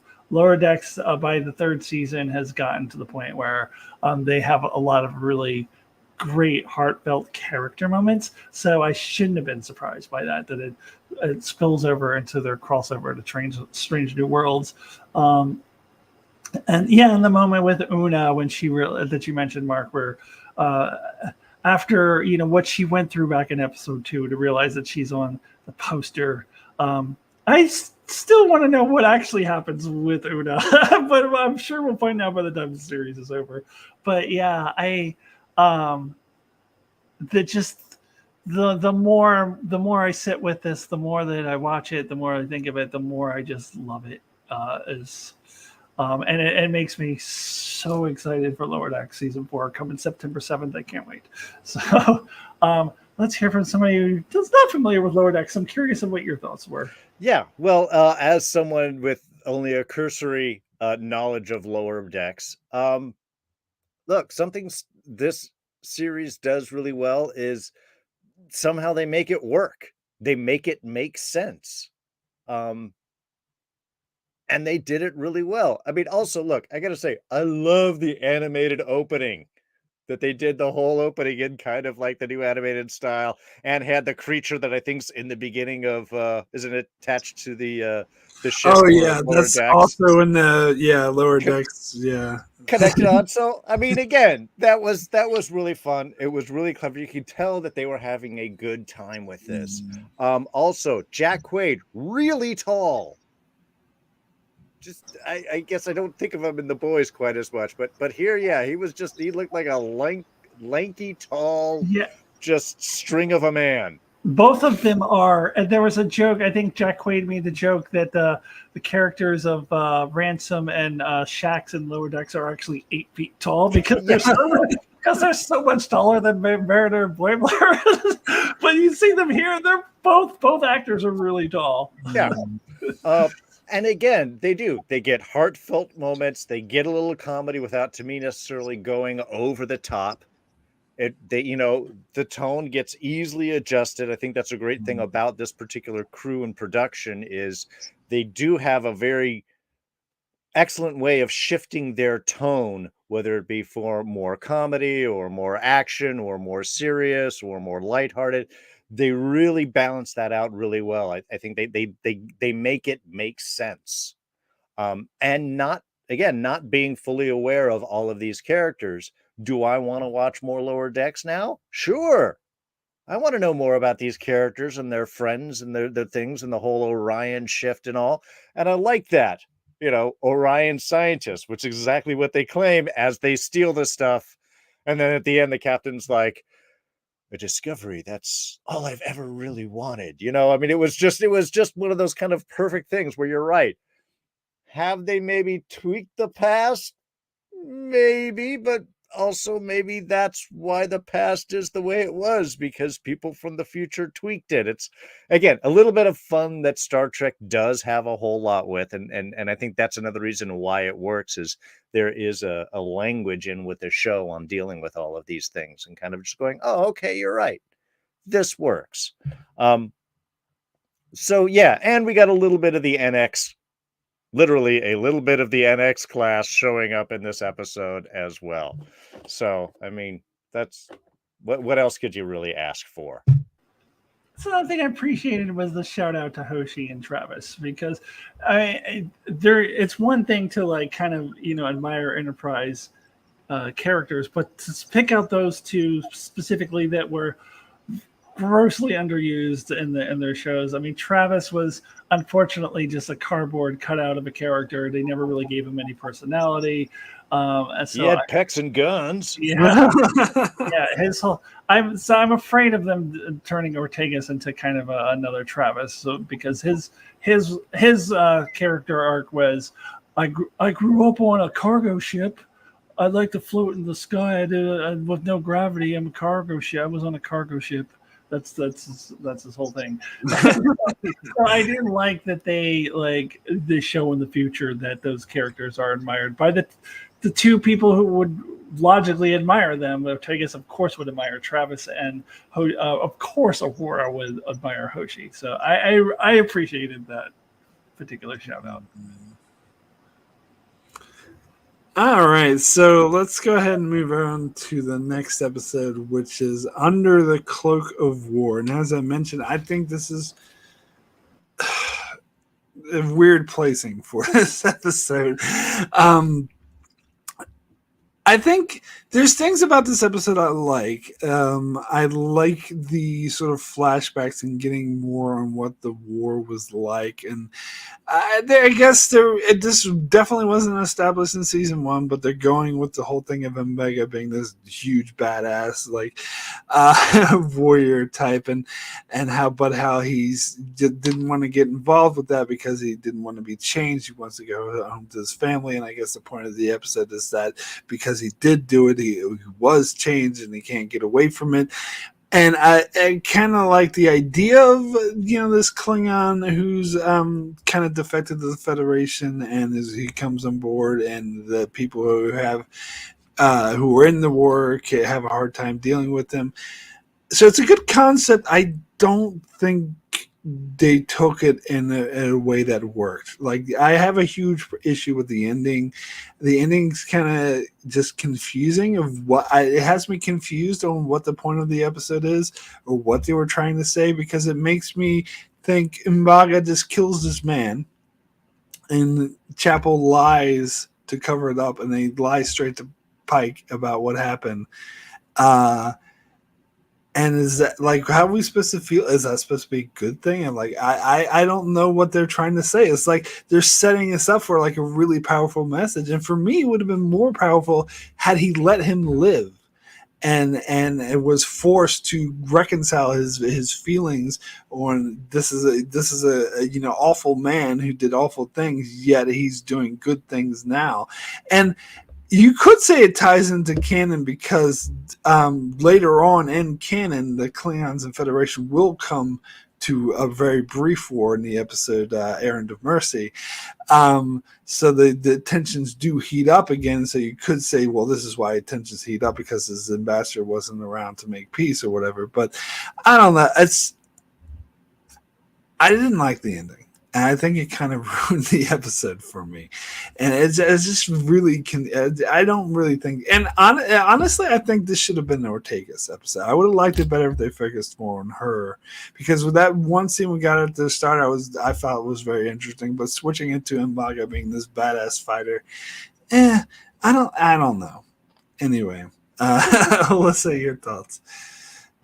Yeah, I think we're mostly on the same page with this episode as well. Yeah, for me, I don't know. I felt like it was like trying too hard to be this dark, gritty, Deep Space Nine-esque episode, and it fails. I think that the episode that immediately sprung to my mind from Deep Space Nine is one of your all-time faves, Mark. I'm sure we're going to talk about it in your top 25 at some point. Duet. From the first season of Deep Space Nine, and it made me think of it because it is these two characters who kind of have a connection through a past war, and the one character turns out to not be telling the truth about something, and we find out that things aren't what they seem, and these two characters have kind of a confrontation. But Duet was a gazillion times better because the ending of Duet was so powerful on so many levels and had an extraordinarily Trekkian anti-war message, and we're all people kind of message, and just so powerful. And this ending, I agree, Mark. This ending was like, what are they trying to say with this? M'Baga brutally murdered this dude, and like, I need to see some consequences. I would assume that this may lead into those tensions you mentioned, Mark, that we know are going to build between the Klingon Empire and the Federation in the future of this episode. So maybe that's kind of leading into that. I mean, there has to be some consequences. A Klingon ambassador was on a Federation ship and died, and in a very kind of sketchy way that really points the finger at a Federation crew member, a Starfleet crew member. I feel like there's got to be some consequences to that. But the thing is, like, I don't really want there to be because I don't care. but I feel like they set this like that's a huge thing. A Klingon ambassador was on a Federation ship and dies. To be fair, he defected to the Federation, so he's technically a Federation ambassador. Right. Yeah, but I don't know. But that should at the very least, like, turn some Federation eyes toward that. Like, they should be like, that was supposed to be our ambassador. Like, how does he die in this very sketchy manner that really points the finger at a Starfleet officer?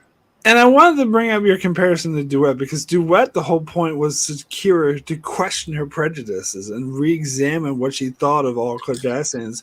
Whereas this episode, he just confirms his prejudice. Like, what? That's why Duet is like so much better. Yeah. Well, see, this is why I love these discussions with you both, because while we agree on many things, we also have our disagreements. And I think this may be an episode where we have a little bit of that, because, I mean, I liked the episode. I definitely agree with you, Mark. I like the kind of flashbacks. I like seeing that, introduction of M'Baga and Nurse Chapel, and even the whole deal with trying to save that one guy's life by holding him in the transporter buffer, which is what M'Baga does with his daughter years in the future. As a way to preserve her. And ultimately, of course, it's someone that has to be sacrificed to beam other people that they can save in. And in that way, I think what this does well is focus on the complexities and price of war. In the first episode of the season, Chapel has that conversation with Mbega, or the comment after, see when they were in the Klingon Federation ship, and she comes up to him, seeing him with that almost encounter with the Klingon. It's like, hey, the war's over. And he's like, yeah, but is it ever really? And that, I think, is again that important connection that we get in with this episode, when we see the kind of birth part of that, of their first connection and being back on the moon, and the war that they had in with the Klingons, and how that affected Mbega as somebody. Yeah, and I have to agree that he was some badass that is now a man of medicine, but can go back to being a doctor, played previously by Clint Eastwood. It's, is a recurring character trope. Sure. I like Mbega. I like the actor. I like how he plays him. I like the complexity he brings with it. So I'm kind of into it. As for the ending, see, I like personally the not being sure of what happened. And in some ways, it's not, there's an argument that there's not a lot to blame with Mbega, because even if he wanted to kill this Klingon, which I believe he definitely did from the very moment, because he knew this guy was living on a lie based on his own actions, he just kept asking him, just stay away from me, over and over. And he kept coming up to him, and he kept him, and no, I want to train with you. I want to have a discussion. We should work together. We should do this, without revealing why he didn't want to be with this guy. I appreciate the fact that Mbega's position was almost, I'm willing to put this behind me, just stay away from me. And the guy didn't, until he was finally pushed too far. And did Mbega just turn around and kill him? Was there a struggle with the knife, and thus the killing happened afterwards? The fact that Mbega had held on to this knife with all of the Klingon blood and DNA in his little pack, just so that it can confirm, oh, well, it's the killer of whichever, I can't remember what his actual title was. And all the Klingon blood on there proves that these were the people that he killed, and therefore it's the ambassador's knife, and he must have pulled it on Mbega, and therefore it was, self-defense. I like the uncertainty of exactly what the uncertainty of what actually happened, because for Mbega, it's not just a simple fix of the past. Again, they hit on that in the first episode with, you can never really walk away from war. And here, even as he tried, it kept coming back with him. I like the fact, personally, that it's not wrapped up with a bow, that there is a little pain that's left. There's still a little darkness that's left. To me, it's a grasp of humanity. And we can justify it as we want. Sorry. How did things actually go down between them? Maybe that's not as important to know. Is that Mbega was ready and willing to kill him, and the other guy just wouldn't back down. See, I guess I just didn't think it was ambiguous. I thought, it seemed to me all signs were pointing into, like, he definitely killed him. There's Chapel was definitely like, so it made me like had scratched my head that they were. Well, I mean, why would he have that knife out in the first place? It feels like he went in there with the intention to kill him, and when he was telling him to go away, he was trying to talk him out of that, like, please don't make me kill you. And when he wouldn't go away, it's like, all right, I guess I'm going to kill you now. Look, it's the rule. If you don't see a body, they're not really dead. If you didn't see who killed them, it could have been anything. No, I thought it was clear. Yeah. I mean, maybe not committing to their choice is a sin on this episode, and I could go with that. But I like the fact that, in a way, the reality of what happened may not have been as important as everything else leading up to it, and then his Mbega's thoughts about it afterwards. Well, I agree with what Norman in the chat said, that it would be as if Kira put the knife into Maritza. Which you won't get that analogy. We're talking about the episode Duet, but it's like that. It's like it doesn't. it's not a good ending. Yeah, I think that my problem with this episode is that it does evoke Deep Space Nine so deeply, and yet just falls so short. It's just Deep Space Nine did this all they're trying to do so much better. So I guess that's from my point of view, being a Deep Space Nine fan, that's how I read it. So that I think that's why I struggle with this episode. Hey, look, this is just the episode, like you said. If Kira had brought a knife in, what would have happened then? Yeah, the episode wouldn't have been as good. Yeah. Fair enough. But yeah, and the other thing we were talking about, you mentioned the transporter buffer thing, and that was interesting. I did like that. The one thing I didn't like, however, was the kid who, like, they had to manually pump his heart, and then he's like, I'm going off this mission to fight the Klingons. He should have just had a tattoo on his forehead saying dead. It was so cliche. Or wearing a red shirt, Yes, he was. Well, I used to be worried about my life, but then I found drugs. Sergeant says, let's go get them now. Yeah. It's it made me think of, what was that, Hot Shots? Hot Shots, yeah. Dead meat, who was like, yeah. It was like, I know where JFK, I know who the assassin is. I'll tell you when I get back.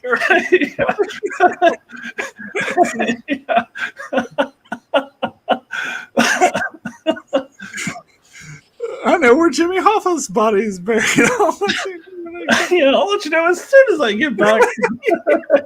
As soon as I get back and marry the woman I love. I only got 2 weeks left in the movie. Okay. All right. So let's move on to the next episode.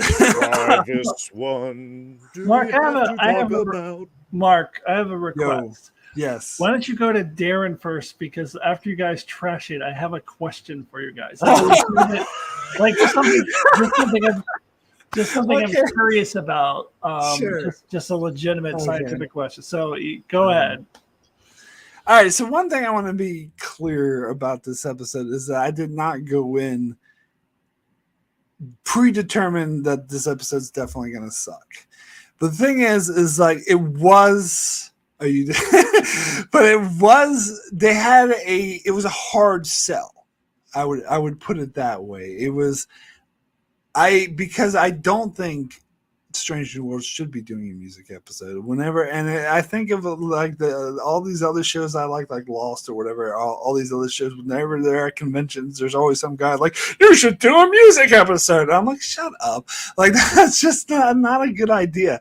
And so I am stuck.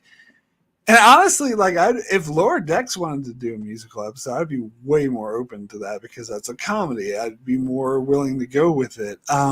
And so with Strange New Worlds, I was like, should they really do a musical? And if they sold me on it, if they did a really great episode that was emotionally powerful and justified doing a musical, then I would have been like, okay, they proved me wrong. They proved that they can do a musical episode, but they didn't do that. Now, that being said, I didn't hate this episode. I didn't think it totally sucked. As I said, if I did like a top 50 worst episodes of the Star Trek franchise, this episode would be nowhere near it. I don't think it's that bad. But it failed to sell me. And as I said, it was a hard sell. But there were some things about this episode I liked. I liked the opening number and I liked the ending number. I liked the Kirk and Leon stuff. As I said, I think that through storyline this season worked. I think that was good. I liked the character story they had for Uhura with her finding her voice at the end, which is partly why I think that ending song worked. And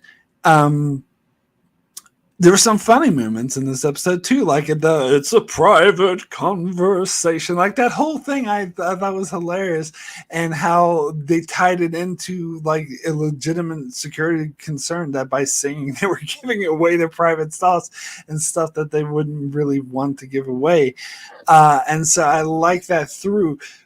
But my issue is that I think they got too bogged down on let's just do a trope, let's do a musical, and most of the other musical numbers didn't justify.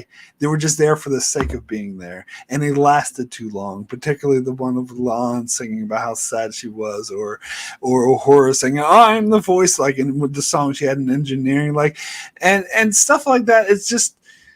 And also, hated the Nurse Chapel and Spock thing. It just really threw me off. Why in the 2 episodes ago she was like really crying because she thought she loves Spock. In this episode she doesn't seem to give a fuck about what he feels. It seemed jarring to me, and this is the only episode of Strange New Worlds where I was constantly looking at my phone at the times like, is this episode over yet? And so for me that's what makes it my clear least favorite episode of the show. But that being said, I don't actually think this is that far behind Charades though. I think we're both bad. But yeah, so this was the other bad episode I was referring to. But as I said, not the worst thing ever. And I know there's been a lot of pushback of people saying, oh, because apparently all the new Trek haters are going, this is stupid. Star Trek shouldn't do a musical. I'm like, this is un-Star Trek to do a musical. Yeah, I wouldn't say that's un-Star Trek like in this is a new Kurtzman's destroying the franchise by doing that. I think that's hyperbole bullshit, and I disagree with that as well. And as I said, maybe Star Trek could do a musical. Like someone reminded me of this musical number in the Voyager episode, Dr. Tinker, 10-Year Spy, where the doctor was singing like this opera, which is one of my favorite scenes. I love it. So you can do musicals in Star Trek, but I don't think this episode was entirely the way to do it. Anyway, like there were some parts that worked, but the majority of it did. But Darrin, Darrin first. Yeah. Darrin. So, I did go into this expecting to hate it. I actually took days to watch this episode and half considered skipping it because I don't like musical episodes because they tend to be corny, cheesy, unnecessary, just overly done. It's not that I hate musicals. I'm not a big fan of them, but Singing in the Rain is one of the best things ever done. So I'm just, I'm going to say there are good ones out there. That all being said, they made it make sense. Just like in the those old scientists, they had a concept. They found a way to actually make it make sense. And I have to give points to the show for doing that, through whatever cosmic science reasons of, subspace harmonics that we had to get to. They made a choice. They also didn't necessarily like doing it. They acknowledged that this is weird. Why is this happening? This is wrong. Why am I saying, I like that. Why am I singing now? Why is this coming? I appreciated that as well. So, yes, this was not as horrible as I was afraid that it was going to be. Did I still maybe fast forward through parts of some of the songs? Well, it did take eventually. I did. I listened to most of them. And yeah, I think some of the stuff was unnecessarily done. I have to completely agree. The Chapel Spock, counter song here and those actions. There's just, again, we have to get to a point. So we have to will, they won't, they did, they don't, they, now we're doing this, now we're doing that. It doesn't have to make sense. That does get extremely annoying. The fact that we didn't end up having a La'an Kirk duo, I thought was great. That she managed to kind of like hold on to that, but like, okay, now just going to tell you what's going on, and I'm not going to let it get too emotional so I don't break out. And I appreciated that choice. And look, the Klingon little dance rep bit was freaking funny. I like that. We had the group dancing in the background. It wasn't long, which is why they did it perfect. They gave you a little kiss of it. Oh, this is great. And then they moved right out. And I really do appreciate that. So, yeah, I don't like musical episodes. I appreciate at least that they put in the effort to make it make sense. They made the characters react as they should if they started singing, and they actually ended up having a couple of kind of little fun moments there. So, not as bad as what I was fearing it was going to be. Another thing I wanted to point out, which I found interesting, because I had a friend who's like really into musicals, like obsessed with musicals, love musical movies and plays and everything, and knows all about them. So I asked her, I was like, "Oh, so you like this episode?" She's like, "No, I hated it." So I don't think it's necessarily down the lines of whether or not you like musicals or not. Exactly, it's whether or not this particular one worked for you. But anyway. Sure. Like I said, not as painful as I was going for. That's the best I can give it, And you kind of needed to see it. At least it's referred to in the next episode, if but briefly. Yeah. So I was going to pose a question to both of you, although Darrin doesn't seem to hate it as much as I thought he might. So maybe it's more of a question for Mark. And I also kind of feel like you may have partially answered it. I was just curious, Mark, if they had done, because for my take on it is this is a mediocre musical. Like, if they had done a better musical, if they didn't have like all these long, drawn out, sad songs with the Leon was going on and on and on forever singing a sad song. If they had more upbeat pieces, more good choreography, and more I don't know, made it more like a good musical, would it have been better for you, or would you have still probably? I mean, maybe it would at least be mediocre for you or something. Would it have been any better for you if, the musical itself was a little bit better? So I think the answer to that question is actually no, because for me, it's not necessarily about how good the musical is. Like, if they did better dancing or better singing, I think I would have pretty much felt the same. I think it's more of, do they tie it into the character stories? Do they justify the singing? Do they do this to further what is going on? To me, that's sort of more my concern of whether how good the choreography is, or like better songs, like instead of actually better songs might have helped. I hated the use of auto-tune. It sounded like modern pop music a bit from that, and I didn't like that. So maybe if they did have better songs, then maybe I would have appreciated it more. My take is I was very glad that they gave us warning that this was coming, and that they just didn't blindside me with this. So it gave me kind of some time to sit with it, and I went into it deciding, you know what? I'm not going to debate whether or not they should be doing a musical. They're doing it. Anson Mount talked about they're taking swings. Go for it. Okay, let's do it. Let's see what you got. I'm just going to roll with it. And I was going to judge it on how good of a musical it is, but it dragged in too many places. The Leon song just went on forever, and then to have another sad Spock song, and then the Uhura and engineering song was also not necessarily as sad, but kind of another slow. Like, it just wasn't a very good musical. It was more of a mediocre musical. There were things that I did enjoy. I did like the "Why Are We Singing" at the beginning. That actually gave me hope that maybe this was going to be good. But I just don't think that overall it was a particularly good musical. And it's interesting. There's a lot of like really strong opinions one way or the other on this episode. There's a lot of hate and a lot of love for this episode, and the people who love it are claiming that it's a good musical, and I think it's a mediocre musical. And I have heard other people state the opinion that and actually I think somebody said it in the chat earlier, I forget who, that the tunes were catchy. I didn't think the tunes were catchy at all. That was one of my problems with the episode. Yes. I wanted the tunes to be catchy. Agreed. I wanted the tunes to like stick in my head. I wanted to be singing along after the episode. None of them stuck with me. I can't even remember any of them except for "Why Are We Singing?" Yeah, that's the one that stuck with me. I know the private conversation one. I've been singing that to myself. But I still really remember the tune to that. Yeah. Basically, like it just they weren't catchy tunes at all. They didn't stick with me.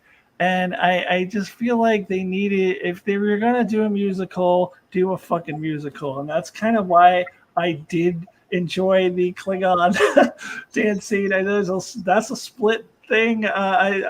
Norman has said in the chat he hated it. He also made a comment on my video. And sorry, Alyssa, that was one of the worst scenes in Star Trek. And there's been other people in the chat who loved it. So I think that's another scene people are split on. But I think the reason why I loved it is because if you're going to, that's what I want to see. If you're going to do a musical, just fucking do it. Go over the top. Have your goddamn dancing Klingons. If they had put on top hats and canes, do it. Whatever. You're doing a musical, just go for it. So that's kind of, I mean, if you're going to do it, go all in and do it. And I kind of agree with you too, Mark, that I think they could have done a little better job of connecting it to the character stuff. They did do this a little bit. I did like the Lon and Kirk scene not singing, like them actually hashing it out by speaking, I think was a good choice. Yes. To not like, if they had like, you know, this story arc going all season, they lead up to it coming to a head with a song. I don't think that I would have liked that. So I appreciate that they did that through speaking. But I do kind of see what you're saying about like maybe not tying it enough to the good character stories. And I think they could have done a little bit better job of that as well. Just generally too much long, sad, like characters going off by themselves and singing long, sad songs. Like a little, I think they should have been allowed one of those per episode and maybe restrict it to like a couple minutes, not like going on and on and on and on forever.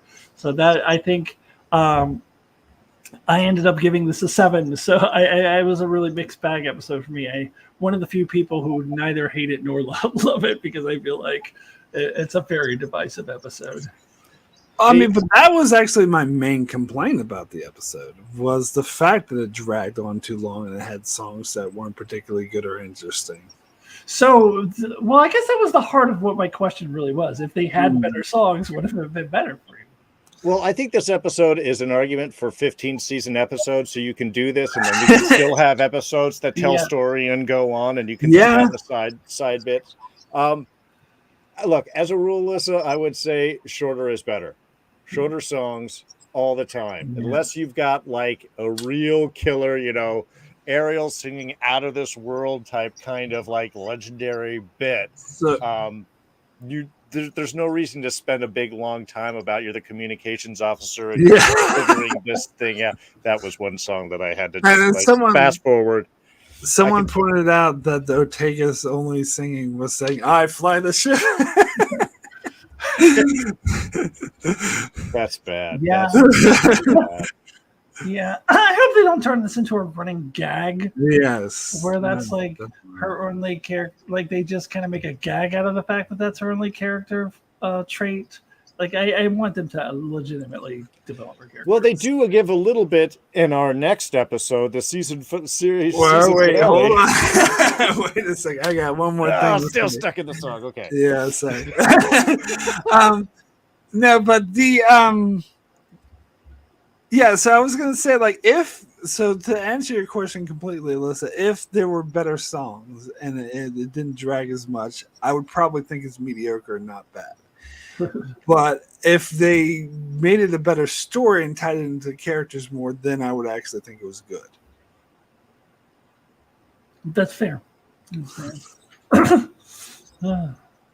But yeah, so as I said, like I didn't dismiss the concept of a musical, but I am stuck on, do we really need a musical? So it was just a harder sell. But anyway, okay, so yes, let's move on to the finale. Hegemony? Is it hegemony? Hegemony, yeah. Yeah, I'm not sure how to pronounce that word. Anyway, so it's hard to judge this episode because it's a part 1 of 2, and it really depends on what they do with part 2. But I guess I could judge it just for the setup.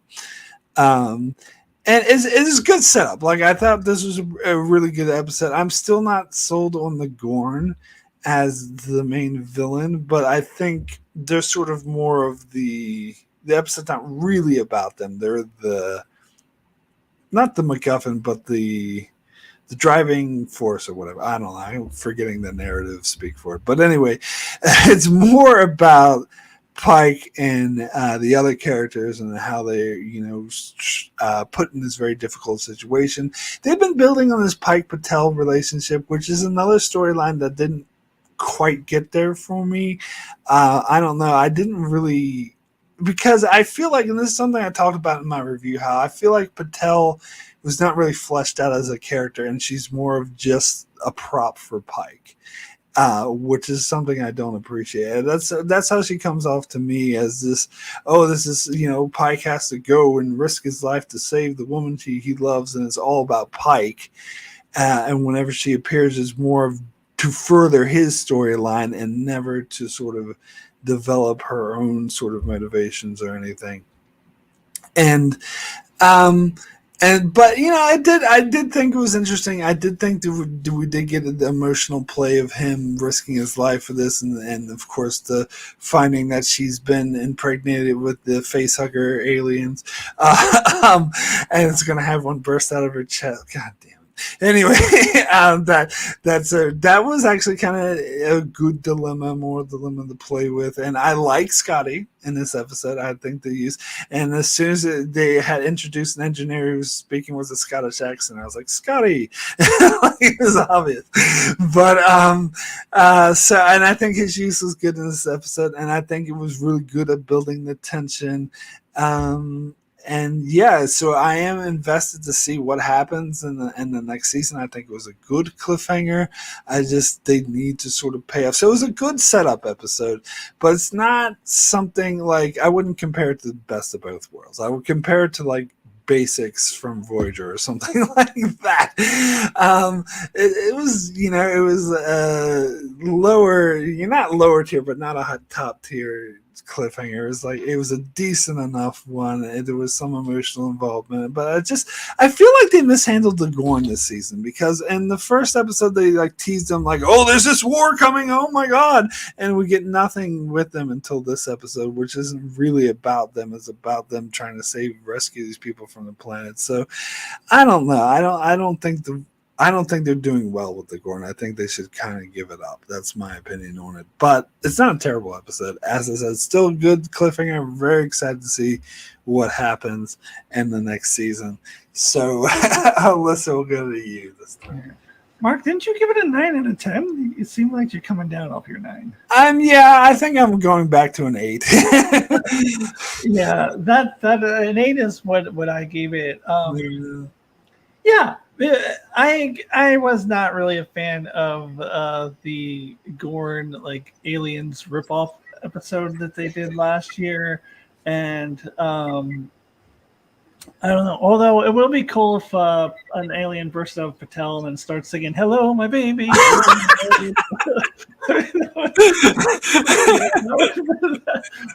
would be interesting. Combining concepts, and yeah, but. Yeah, Spaceballs reference, everybody. If you didn't get it, Spaceballs reference. Anyways, so yeah, I thought, I was not excited about the Gorn. They set it up in episode 1, so I knew the finale was going to be a Gorn episode. But they did really well with it. Like, it was better than I was expecting it to be, because it did focus on the characters, and I actually kind of. Have grown to like the Pike and Patel relationship. At first, I remember Mark used to call it the friends with benefits, and like that's kind of how I thought it was too. Like that, they weren't even really in a relationship. But I think they did develop that a little bit more. And I see your point about her story basically furthering Pike, but Pike is the main character of our crew, and she's a side character, so that's going to happen. So I kind of have grown to appreciate that relationship that they have, and so it was a really exciting episode, and I am actually kind of sad that we're not going to see what happens for like maybe 2 years or something. I guess it's good that it's not as good of a cliffhanger for Best of Both Worlds. Can you imagine if Best of Both Worlds came on and you had to wait 2 years to see what happened? Like, I mean, so I mean, it sucks that we have to wait that long, but yeah, I do really agree with you that it's kind of not like it was good. It was a good cliffhanger, and I feel like after Best of Both Worlds, Star Trek hasn't really done a lot of good cliffhangers. They've really Scorpion is the only one that I thought was effective as far as season-ending cliffhangers. All the other ones were, and the best case scenario, mediocre, and some of them were pretty bad. So I don't.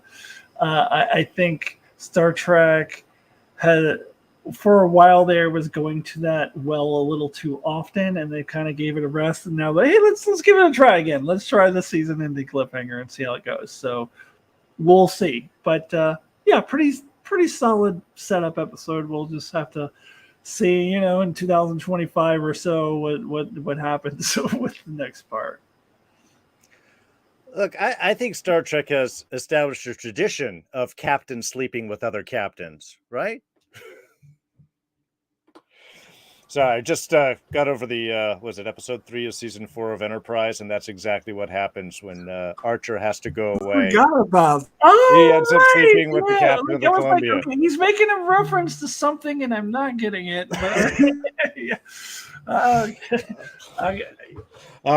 Gotcha. But yeah, I actually, you know, I enjoyed this episode a lot. I actually got to start off with I love the costuming on this show. I love all of the uniform looks. You had mentioned the court martial uniform they had in Ad Aspera, the combat armor that the infiltration team uses on this. I'm like, man, they're doing a great job of their costume design.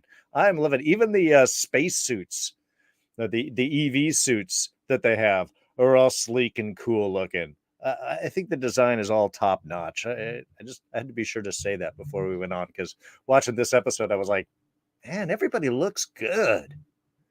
I've already said my thing with the Gorn. This is why I wish things were at a different time, so you didn't have this step over of canon. Do we know them? Have we seen them? What's going on? At least at this point, they've kind of committed to yeah, all right, everybody's seen a Gorn.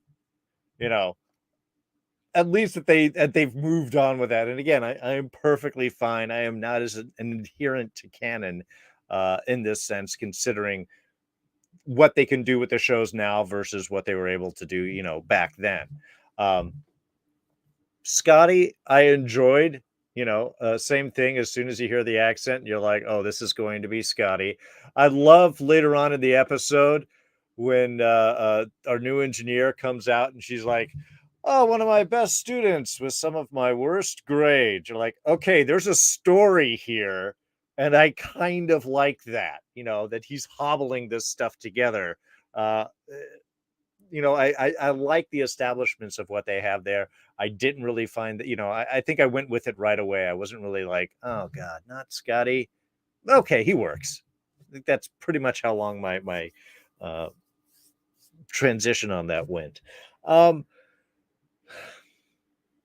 One of the few things, and I think, Mark, you might have mentioned this in your review as well, is Chapel being the only survivor on the saucer section of the ship was just too much. Unless she was like in a particular place, some sealed thing, she was getting some medical stuff out, and that's why she was sealed in a compartment or some type of stuff.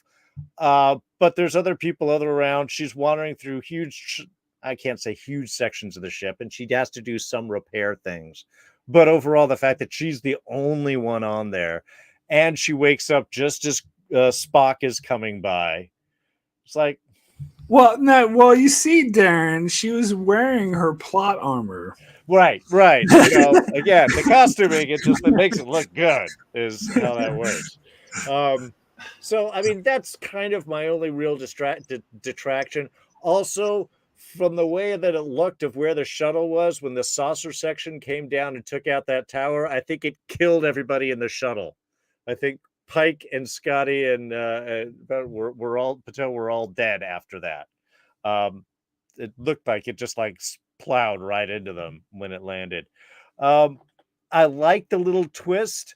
I did notice on the first thing, like, that transporter beam looks weird when Ortegas and the rest of the townspeople all got beamed up. Ends up being that they're on the Gorn ship. That was kind of a cool little twist. Of course, suddenly the Enterprise is attacked and everything is blowing up and it all looks horrible. That's your standard kind of cliffhanger look there. I didn't really like Pike kind of like standing on the bridge like, what's going on? What do I do? Captain, we need orders. I think Pike's been established as a much more of a stronger decision maker in that aspect. I think that got leaned into so we could get that pause moment where, next season when it opens back up, he's going to be like, all right, shields up, go to here, follow that. He's going to make some little order there that's going to go on. God, you're mentioning best of both worlds. There is no better ending than fire when Riker says fire onto the ship. That was freaking awesome. This a little behind on that. I didn't like the pause of panic on his face. The one character thing that I did like happened to be with Ortegas, and the fact that everybody is panicking as the shuttle is spiraling down and she's got the biggest grin on her face. At least they do establish that she's a daredevil who loves flying. She is the best behind that, behind the controls. And we have Pike having that little statement to her. Well, it's like, you really are awesome at this. He didn't say awesome, but so you were born for this. You were born for this. Thank you.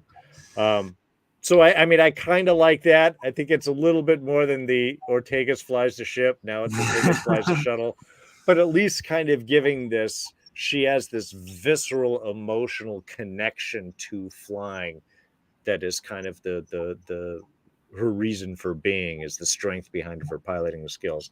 At least I like them touching onto that. I would, again, I want more Ortega stories, and I really think after these 2 seasons, she deserves to have the Ortegas episode that we really haven't seen yet. I actually think I like the ending of Pike's indecision. I think that made the cliffhanger stronger for me. And I do kind of buy it because of the emotional roller coaster, because the woman that he loves is just, probably going to die, and all his people just beamed up by the Gorn and they're trapped on the ship and he's being ordered to leave, and how that would create a, like, what the hell do I do situation. And if they come back in season 2 and he all of a sudden snaps out of us like, hey, you do this and you do that, I think that would be bad. I think they need to play off of this moment of like being frozen for him. I felt that was powerful personally. Okay.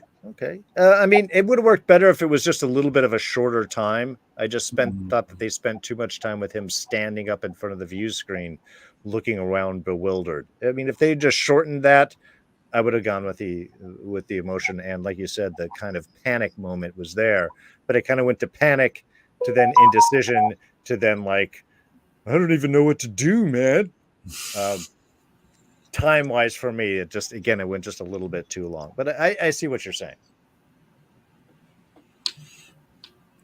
All right, well, I think we can go ahead and end this discussion here. We've been through all 10 episodes and it's gone a bit over 2 hours. Let's go ahead and wrap this up. As Alyssa alluded to earlier, we're giving a rating from 1 to 10, 1 being the worst, 10 being the best for the season as a whole.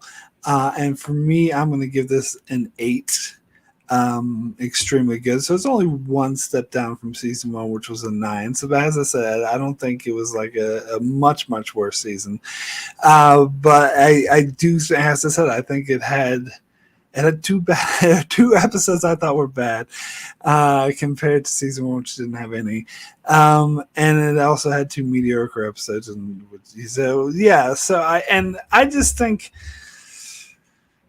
I don't know. There was through storylines. The one thing I was comparing to, particularly with the finale, is when I compare the through storyline of Pike's, and Patel's relationship and how that's paid off in the finale compared to season 1, where his true storyline was about him dealing with his impending doom and how awesome that was paid off in the season finale. It didn't get there. It wasn't quite as good in that regard. And there are other ongoing storylines like the Spock and Trapple thing, which I think failed, and and I don't think they did that good of a job with the M'Baga and Chapel having PTSD storyline either.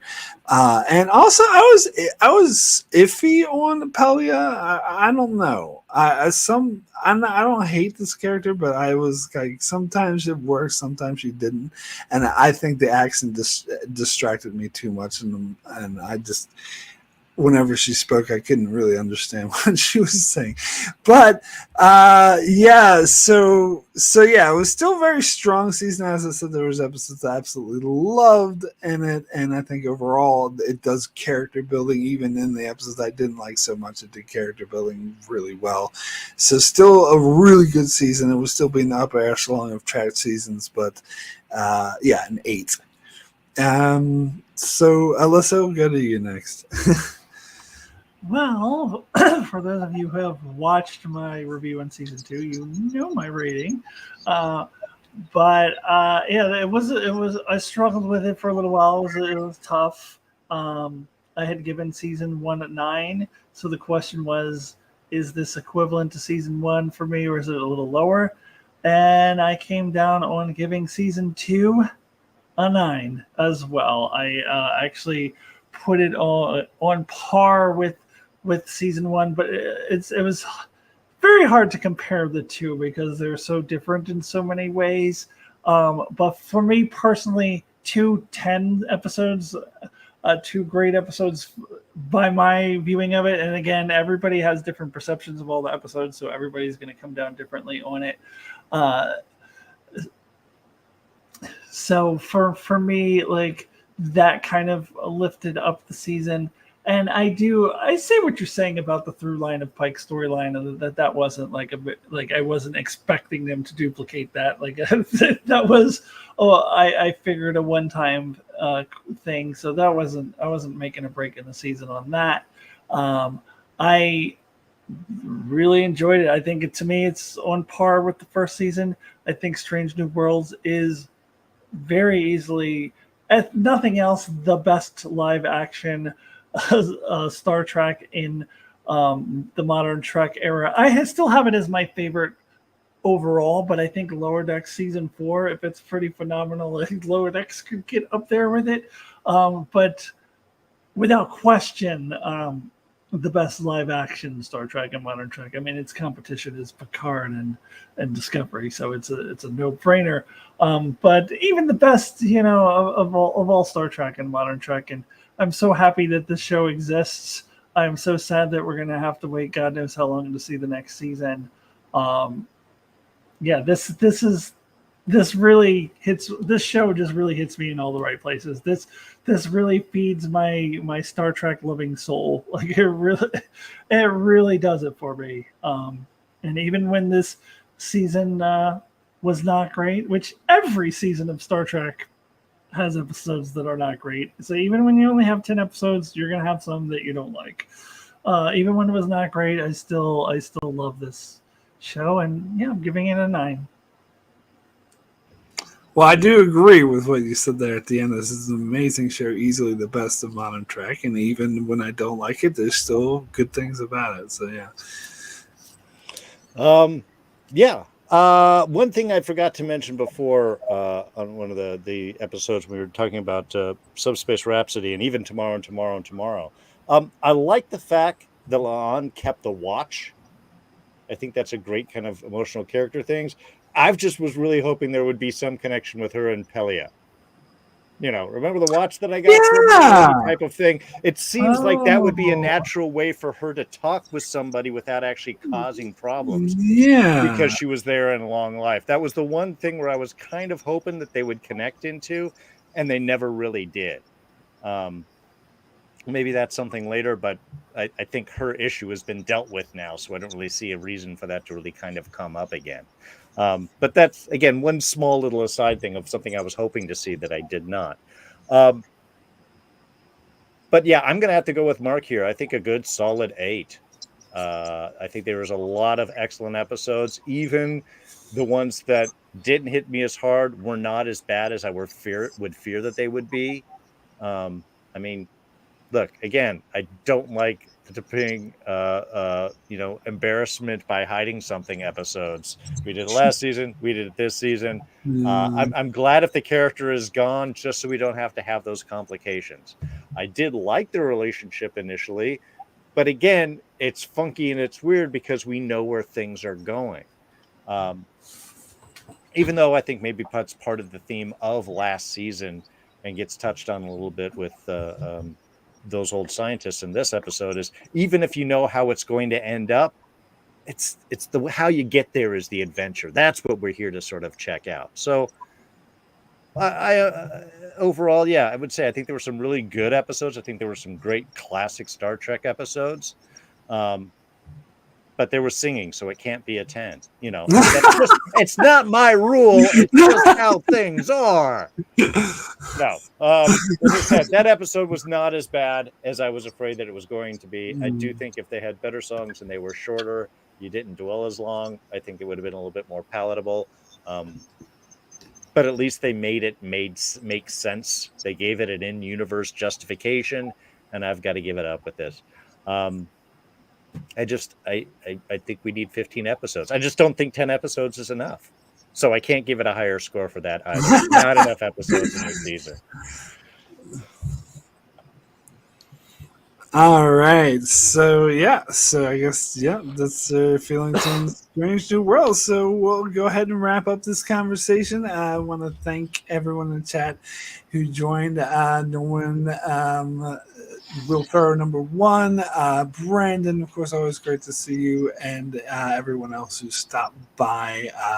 We got Jay Kamen 99 and a few others, and also, of course, everyone who's watching this in the archives. Thank you so much for checking out this channel, and of course, huge thank you for my 2 guests, Alyssa and Darrin. Really great to get the different opinions on and talk through this season.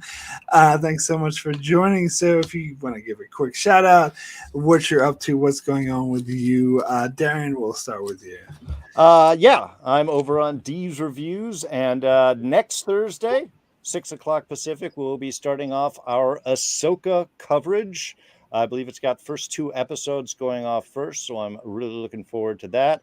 Well, okay, let me be right. I'm tentatively looking forward to it. A lot of Disney Plus projects have let me down of late, but I'm really sure this is going to be a good one. So hopefully it will be, and I'll be covering that show. And then following up, I think almost right afterwards, there might be a 1-week little break with Loki season 2. So Thursday night, 6 o'clock over on my channel. That's where you can find me for the next few weeks, covering a lot of Disney Plus stuff. Pay your writers. That's all I'm going to say. No AI. There we go. All right, Alyssa. All right. You can find me, of course, on Alyssa Jean Reviews. As I alluded to, I just wrapped up my coverage of Star Trek Strange New World Season 2 with my full Season 2 review. I do say a lot of the same things that I said tonight, but you should still watch that video anyway. And I am also continuing onward with my Star Trek Top 100. Tomorrow, I am dropping the next installment of my Top 100 is numbers 17 through 11. And then in next month, we're getting into that top 10. So come over and check it out. I also will cover at least the first 2 episodes of Ahsoka. We'll see beyond that what I'm going to have time for. I will definitely be covering Star Trek Lower Decks weekly once that comes out in September. So, come check me out on my Star Trek, maybe a little bit of Star Wars as well. Cool. And if you're finding me for the first time, my name's Mark. My channel's Enchantment of Eternity. At the moment, I'm going through every episode of Star Trek. I'm up to season 1 of TNG, so covering that at the moment. Also, I will also be covering Ahsoka week to week. It's the first time I'll be reviewing a Star Wars show week to week. I usually wait till the season's over and do the whole thing. I'm just that excited for this show, and I think it will pay off. I think it will be good. Positive thoughts. I think it looks amazing. So hopefully I'm not reviewing a show that I'm disappointed in, but I don't think that's going to happen. So yes, I do plan on covering Ahsoka week to week and also Lower Decks as well when that comes out. Also, I recorded my review for Star Trek Strange New World Season 2, which I'm editing right now. I'm hoping to get it up maybe either tonight or tomorrow sometime. So you can check that out when I have that up as well. So, yes, thank you so much for checking out the channel. And we'll see you all next time. Goodbye. Farewell.